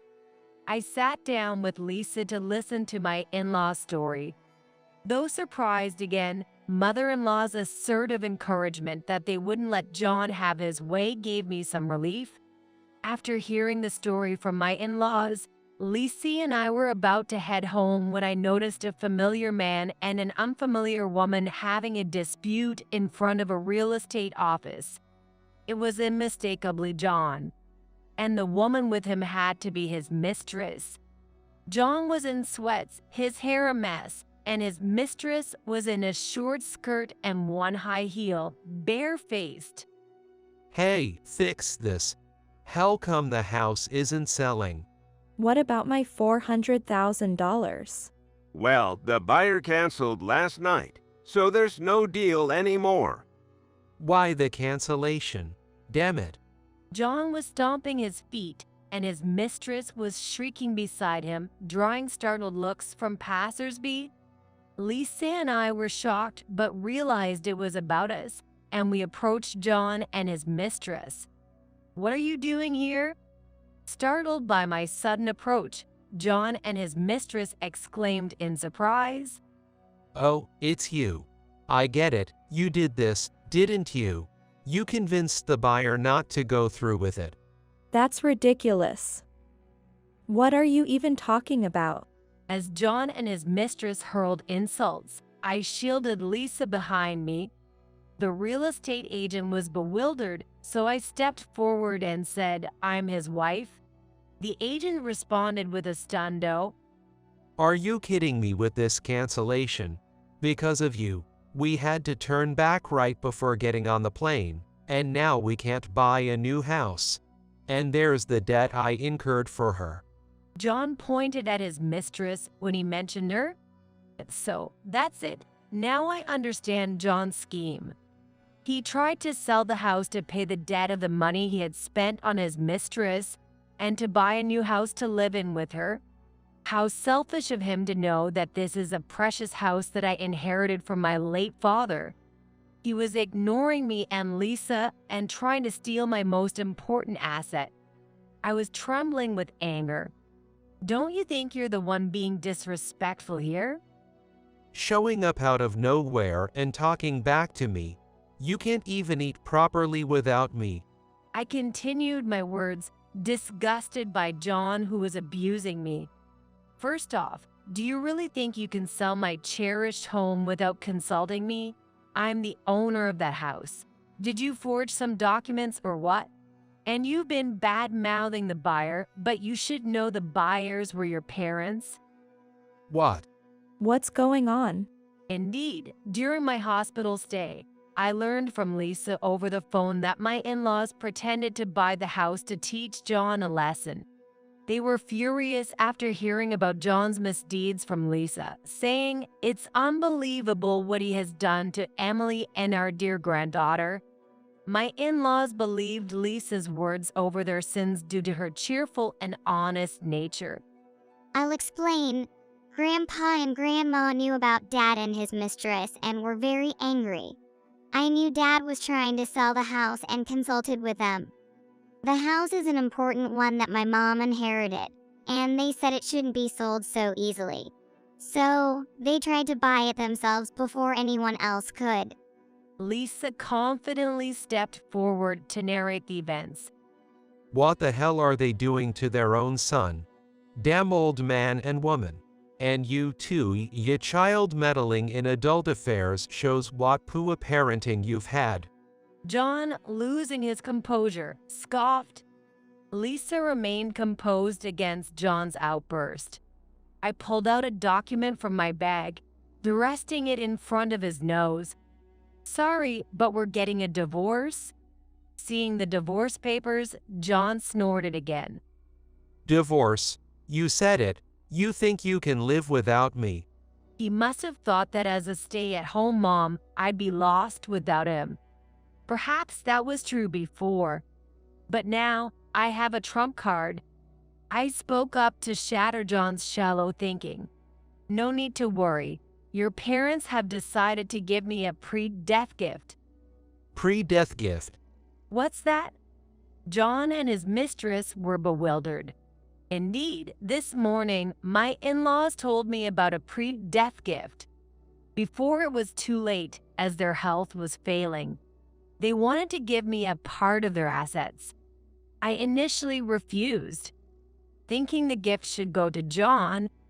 However, they insisted we care more about Emily, who gave birth to and raised our wonderful granddaughter, than our son who can't even thank you for the organ donation. I agreed to the pre-death gift from them. It's your parents' wish. They wanted to give it to me, not you. I told John, whose face turned pale. That's probably true. He was shocked to lose the assets that should have been his to his soon-to-be ex-wife. That's dirty. That's not right. It's normal for children to inherit their parents' assets. I'll talk to them. If they don't listen, I'll sue. John glared at me with fiery eyes, shouting. I sighed at his shallow thinking. Maybe it's time to end this. Stepping forward, I met John's gaze and declared, what you're saying is absurd. You ridiculed me and even got a mistress, didn't you? It's your fault for spending the money, right? Your parents made the right decision. And do you even have the money for a lawsuit? How will your past betrayals look in court? John let out a shriek, visibly shaken by my assertive presence. Sorry, I won't sue. Please forgive me. He begged desperately, but it was too late. I glared at John one last time and stated firmly, you will pay the alimony and child support for insulting Lisa and me. If you can't pay, I'll pursue it to the ends of the earth. Be prepared. John and his mistress screamed and ran away. The real estate agent, having witnessed everything, thanked me with a wobbly stance. Thank you so much. No, I'm really sorry for causing such trouble. Feeling awkward, I took Lisa's hand and we went back home. Mom, you were awesome. And so were you, Lisa. Thank you for standing up for me. Despite the situation, Lisa's face was smiling. I vowed in my heart to protect her for life. A few days later, I was able to successfully divorce John. The long-endured marriage ended with just a piece of paper, making me wonder why I had put up with it for so long. John had really squandered his money on his mistress and ended up borrowing to pay the alimony. The mistress left him, saying, "I can't stay with such a poor man." Adding to his misfortune, John's company had to reduce staff due to decreased sales from material shortages. Working in the factory, John was one of the first to be laid off. It's sad, but it's hard to believe there was no reason for his dismissal. Probably, the company let go of those who were performing poorly or had bad behavior first. John, who used to boss around at home, must have had the same attitude at work. Now jobless, loverless, and wifeless, John is scraping by with odd jobs. His days must be bleak, devoting himself to part-time work that allows him to rest whenever he likes, lacking the energy to seek proper employment. But I felt no sympathy for him. I had done all I could by donating part of my kidney to him. It seemed like karma for how he belittled me. He should just work hard to pay off his debts. As for me, I started making a living with the assets inherited from my in-laws and began working as an illustrator. It all started when Lisa complimented me on how good I was at drawing. While the orders are still few, my clients say my work is meticulous and skilled.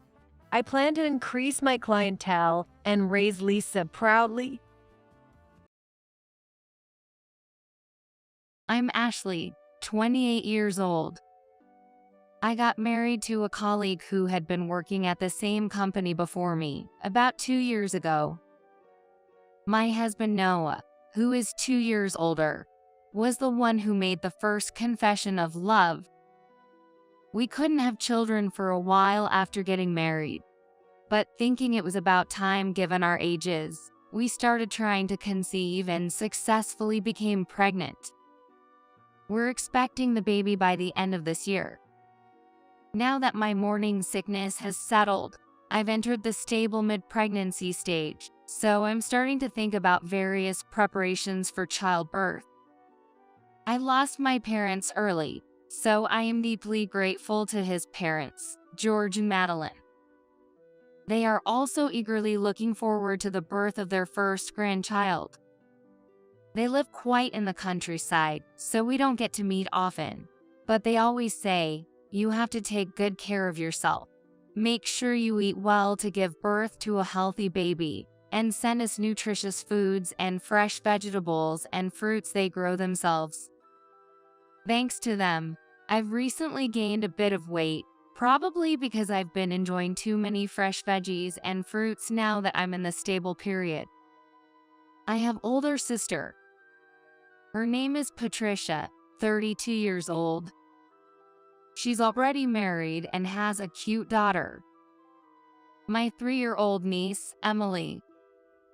Noah's big brother, Harry, who is the same age with Patricia, adores her and is already declaring, "I'm not letting her marry off, and anyone who asks for her hand in marriage, I'll knock him out." Patricia just laughs it off, saying, "Silly, isn't he?" Well, it's a lively but good family. Now that I'm pregnant, my sister has become a great mentor, offering me advice. Ask me anything you don't know, okay? Since she's experienced, I'm looking forward to learning a lot from her. She also has some baby items she no longer uses, which could help with our expenses. When I go to the gynecologist, my sister Patricia accompanies me. Our doctor, Victoria, is a seasoned female physician. She is kind and trustworthy. Once, we even had Noah join in for a lecture.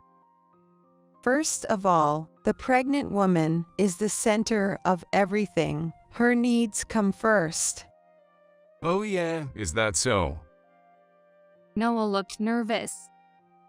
Of course, I'm not saying the husband should do all the housework. Pregnant women need some exercise too. However, you shouldn't let her carry heavy items or reach for things on high shelves. Let her exercise moderately, but don't overdo it. That's the basic rule. I see. Noah nodded to the doctor's explanation. Don't worry, I can handle cooking and shopping. So, it would help if you could assist with cleaning and laundry. I straightforwardly asked Noah for help. Well, that's not much different from now. Leave the heavy shopping to me. He responds with a smile. It makes me genuinely happy that Noah is so proactive in saying such things. I quit my job after getting married, and now I work part-time at a local supermarket, cashiering and stocking shelves for about 3 to 4 hours, 3 days a week, which is easy on my body. Many coworkers who have given birth before are considerate and offer advice. Recently, Noah's job has become busier. Since we worked at the same company, I am familiar with what he does. It's a clerical work, so except for the fiscal year end, there shouldn't be much overtime. I've been busy because I started a new department. I was put in charge along with some younger colleagues, and they made me the leader. But I'm worried about him overdoing it. I have to try hard because I'm going to be a dad. Just don't overdo it. Yeah, I'm taking breaks appropriately, so I'm okay. He reassured me. Then, one day, I got a call from my cousin. Hey Ashley, I need some advice. His name is Thomas. He is 2 years younger than me and just got married last year. His wife is Alice. They were classmates and have been dating since high school. He recently found out she's pregnant and often consults me, since I have a bit more experience. So, what do you want to know? Well, Alice's morning sickness is really bad, and it's hard to watch because she's suffering. She can't eat anything because she can't stand the smell of bread. What should I do? Silly, isn't it? If she can't eat bread, let her eat cake, right? That's like saying Let Them Eat Cake by Marie Antoinette, or a cake logic. Anyway, seriously, tell me, how were you at that time? I just gave up on things that smelled bad and ate what I wanted to eat. Also, I made sure to drink plenty of fluids. Oh yeah, having mint-flavored chewing gum or candy helped me feel better. Okay, got it. Thanks, Ashley. If anything else comes up, I'll call you. If my older sister Patricia is mentoring me about childbirth, then my cousin Thomas is my protege. Our houses are close, and since he runs his own business, it's easy for him to find time, so we had many opportunities to meet even before he was married. On the other hand, my husband Noah started working more weekends, saying it was due to his job. He wanted to sort through the documents he collected during the week all at once on his days off. Lately, we've been spending less time together, and I've felt Noah's attitude changing. One night, upset about his frequent holiday work, I complained. Can't you do something about work? You said you'd support me with the housework, but I'm doing it all. My belly has grown so much that even cutting my nails has become a challenge. This is an important time for my job. Couldn't you support me a bit? Instead of just ignoring my requests, he started demanding support from me. I understand, but it's hard for me too. My belly is already this big. I'm trying hard for our child too. Don't just push your own agenda on me. And what? I heard you've been meeting a man outside recently. What? A man? Oh, that's just my cousin Thomas. He helps me with shopping when you're not around. Cousin, really? It seems like you've been meeting him several times for a while now. He's family, so of course we meet. Well, just bear with it a little longer. We remained somewhat strained as the due date approached. Then the labor pains started, and I headed to the hospital. Patricia accompanied me to the hospital. The birth canal is already open, so let's go straight to preparations for delivery. After you give birth, you'll be admitted for postnatal care. Patricia contacted Noah, but he said he was too busy with work to attend the birth or help with the hospital preparations. So, Patricia took care of all the hospital preparations. 5 hours after arriving at the hospital, I successfully gave birth to a baby boy. Despite the excruciating pain, the midwife said it was a very smooth delivery, and seeing my baby's cute face even made me think it was a good experience. That night, Noah came to the hospital. Give Ashley some praise for her hard work. You should hold him too. The doctor Victoria spoke to Noah with a smile. I was exhausted in bed, but I imagined Noah's happy face. However, Noah didn't smile and remained silent even as he looked at the baby. Then, Noah muttered something. Is this really my child? What? What are you saying? Is that your first question? I was dumbfounded. He'll grow on her. Trying to compose myself, I followed up with what Victoria had said. This is our child. Let's work hard to raise him. Even so, Noah was expressionless. Then, suddenly, he said, Doctor, I have a request. Please do a DNA test on the baby. What? I was speechless at Noah's words.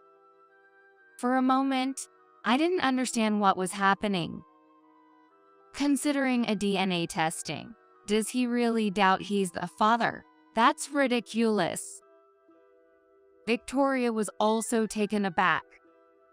Well, we can do that, but that's not something you should say on the day of the birth. She tried to dismiss him, but Please, by all means.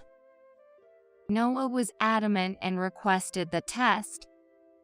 Do you doubt me? That's terrible. Really terrible. Postpartum pain forgotten. I shouted loudly. I just want to know the truth.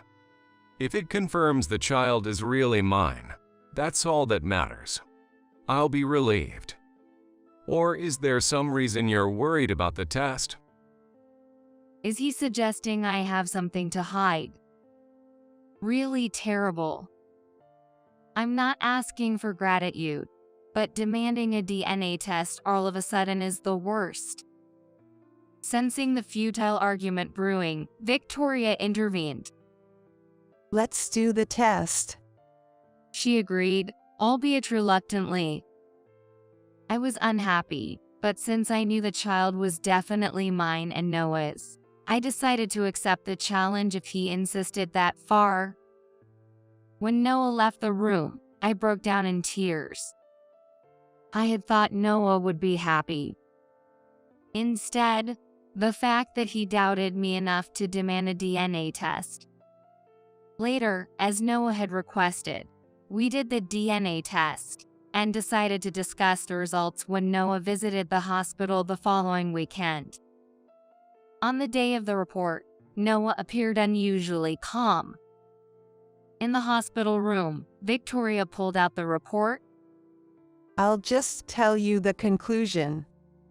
Okay. The result of the test shows that the likelihood that Noah is the father of the boy is... Victoria paused to take a breath, then announced. 0%. This child is not Noah's biological son. What? I was speechless and nearly fainted. That can't be. I can't think of any reason why. Yet, how could this be? My mind went blank. Noah smirked and said, I knew it. Then he said triumphantly, You're trying to pin a child from an affair on me, aren't you?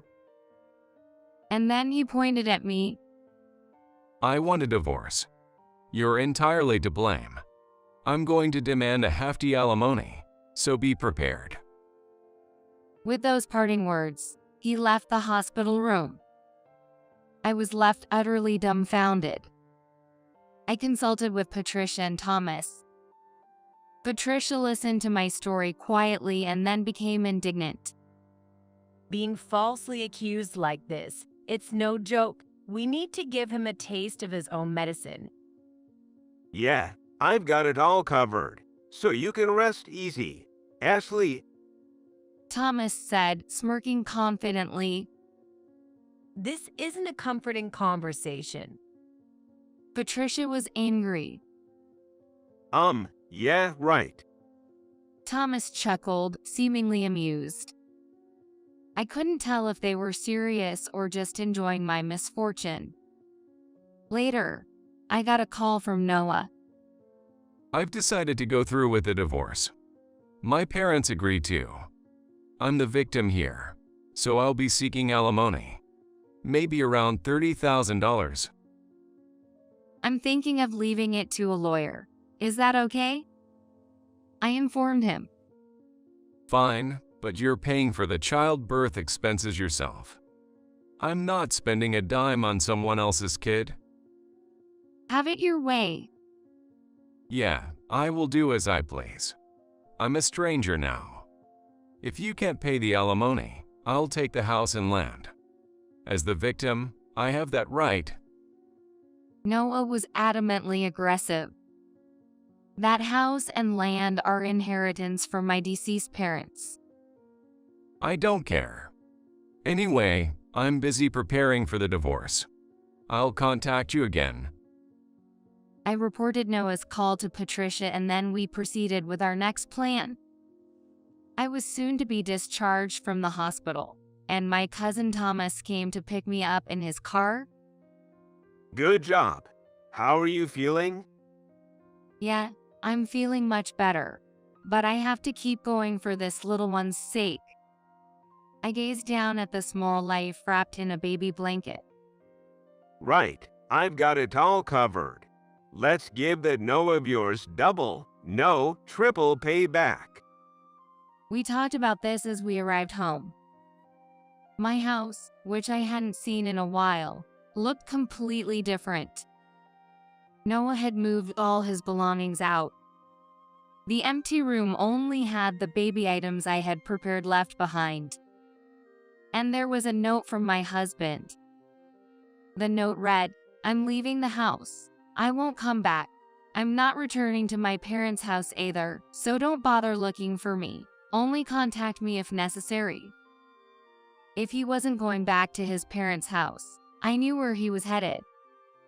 Really, he's quick with things like this. I sighed in exasperation. Shortly after, I received a call from Noah. Perfect timing.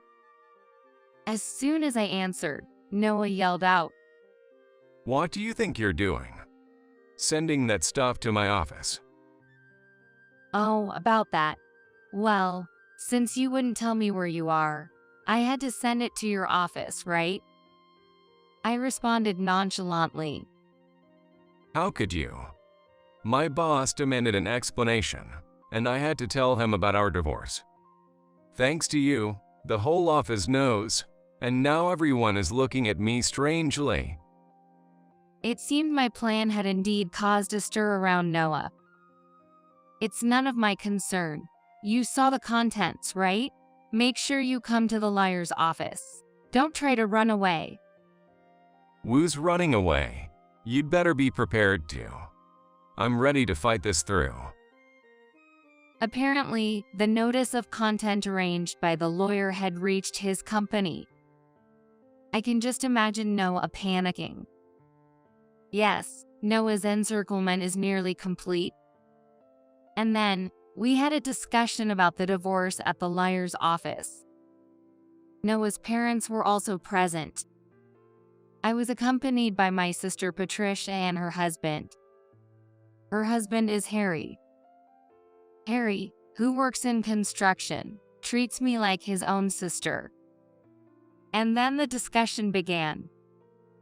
Ashley cheated and had a child, then tried to pass it off as mine and raise it on my money. This is highly malicious, so I demand not only alimony but also compensation for the house and land in Ashley's name. This was Noah's main reason and condition for the divorce. Oh wow, he's quite bold. I was fully prepared and at ease. The lawyer explained. We understand your story. However, even if the divorce is due to infidelity, property division will occur. And don't expect all your demands to be met. If there's a disagreement between the two of you, it's my job to mediate. I will make a fair judgment based on the facts. Please understand that. If that's the case, then justice is on my side. Having an affair and giving birth to someone else's child is practically fraud. Should we call the police? Ashley, that's terrible. We were happy about having a grandchild, and to find out it's not Noah's child. Doing this makes me sad. The most pitiful one is the child who was born, right? Please make amends and at least raise the child properly. They all spoke up. No matter if a lawyer gets involved, what you did can never be forgiven. I'm entirely innocent and a victim. It's crucial how much Ashley reflects and apologizes to me. How about it? Do you feel remorse and are you ready to apologize? Noah seemed entirely convinced of his victory. Now's the time. No. The one who needs to reflect and apologize is you, Noah. What did you say? Taken aback by my unexpected counterattack, Noah stood up suddenly. I continued calmly. Just give it up. I know everything. What are you saying? I know who your affair partner is. I'll demand alimony from him too. I decided it was time to present my trump card. Actually, I've invited someone here. Who is it? One of your accomplices? Noah shouted, fully ready for battle. I said in a teasing tone. You're not too bright, are you? I'm the victim here, so it's the witness. A witness? Thank you for waiting. Please, come in. As I spoke, two people entered through the door. Noah's mouth hung open in shock. You are. And you are. Yes, it's Victoria, the gynecologist, and my cousin Thomas. Hello.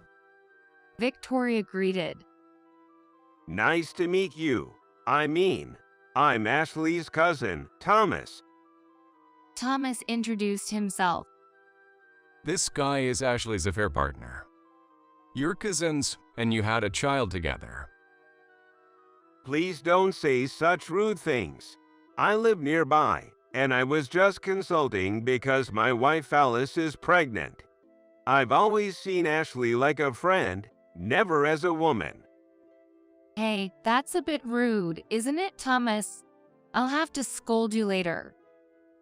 I'd like to say my piece soon. Victoria interjected with a wry smile. Sorry, Victoria, please go ahead. I urged her to explain. Thank you. So, to put it simply, the baby is undoubtedly Noah's and Ashley's child, according to the DNA test results. What? Noah exclaimed in shock. But at that time, you said it wasn't my child. You bribed the lab technician to falsify the results. When my husband, who is the hospital's chairman, confronted the technician, he broke down crying and confessed everything. We even recorded that confession. I might confess to if confronted by her husband. Damn it. Noah bit his lip.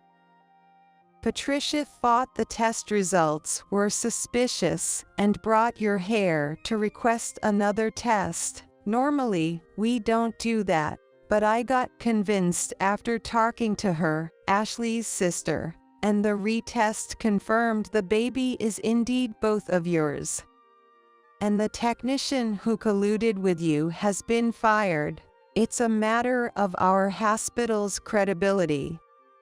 George was shocked by this. Noah, why would you do such a thing? George stood up and confronted Noah. That's, Instead of Noah, Patricia answered for him.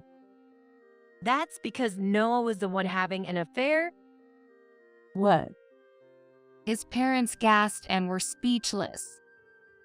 When we went shopping in the city, Patricia saw Noah walking with an unknown woman.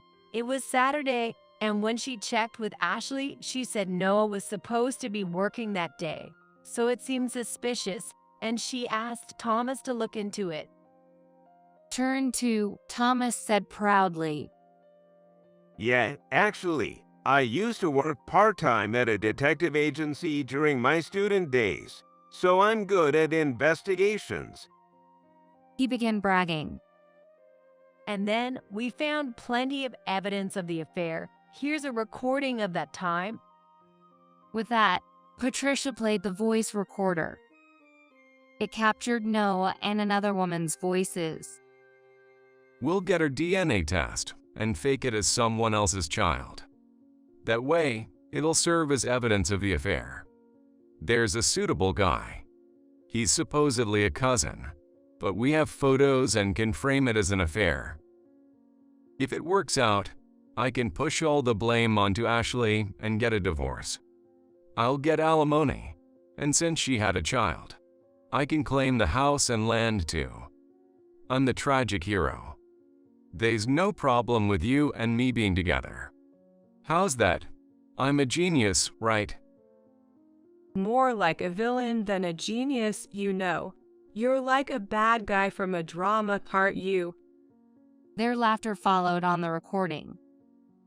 Stopping the recorder, Thomas added, Your partner is a younger colleague from your own team at work. Noah's face turned pale. With such compelling evidence presented, there was no room for him to argue. Well, now that the facts are clear, it's my turn. The lawyer said with a smirk. Then, pulling various documents from an envelope, he began to explain. Here are Ashley's demands. She requests a divorce from Noah. She has stated that she will not pursue the matter of the DNA test falsification, so we will not address it here. We will seek alimony from Noah and the woman he was involved with. Additionally, we will demand property division and child support from Noah. His parents were utterly stunned by the unexpected turn of events. Noah, intensely questioned by Patricia and me, was utterly devastated. I filled out the divorce papers, signed my part, and had Noah write his portion. The completed divorce papers were promptly submitted by the lawyer. After leaving the office, we celebrated with drinks at a nearby bar, and thus, I divorced Noah. I received a substantial amount in alimony and a lump sum for child support. By the way, I named my son Adam. It seems his parents had advanced the money. Noah was completely cut off from his parents. He is said to be repaying the debt little by little. Noah's affair partner was a woman from his company. Their affair during work hours came to light, and both were dismissed for violating company policies. Abandoned by that woman, he struggled to find new employment and is now working part-time at a gas station. I live with my son, Adam. He's still young, so I've taken a leave of absence to focus on childcare. It looks like we'll manage with the alimony for a while. Adam is adorable, and as I took photos and videos, my cousin Thomas edited them and uploaded them to a video site. This unexpectedly became quite popular. Thanks to the site's popularity, I even started earning money from the videos. The earnings were substantial, so I decided to save for Adam's future. My parenting is supported by those around me. Patricia, of course, and the ladies from my part-time job also helped. Especially the ladies, who would shop at the supermarket on my behalf when I couldn't go out. And the manager would deliver them to my home. In fact, the manager, who was also divorced, was encouraged by the ladies to get closer to me. When Adam turned 1, the manager proposed to me. Despite being a manager, he's down to earth, works hard, and treats everyone equally, which I really appreciated. Since he always delivered groceries to our home, it didn't take long for my fondness to turn into affection. I happily accepted his proposal. Adam had met him many times and was fond of him, and he seemed trustworthy because he cared about Adam. Although I accepted his proposal, we couldn't get married right away and went into a preparation period. Recently, Adam started calling him Dad. It seems I've managed to recapture the happiness I once let go. This time, I'm determined to hold on to this happiness tightly. As I watched Adam's peaceful sleeping face, I made this resolve: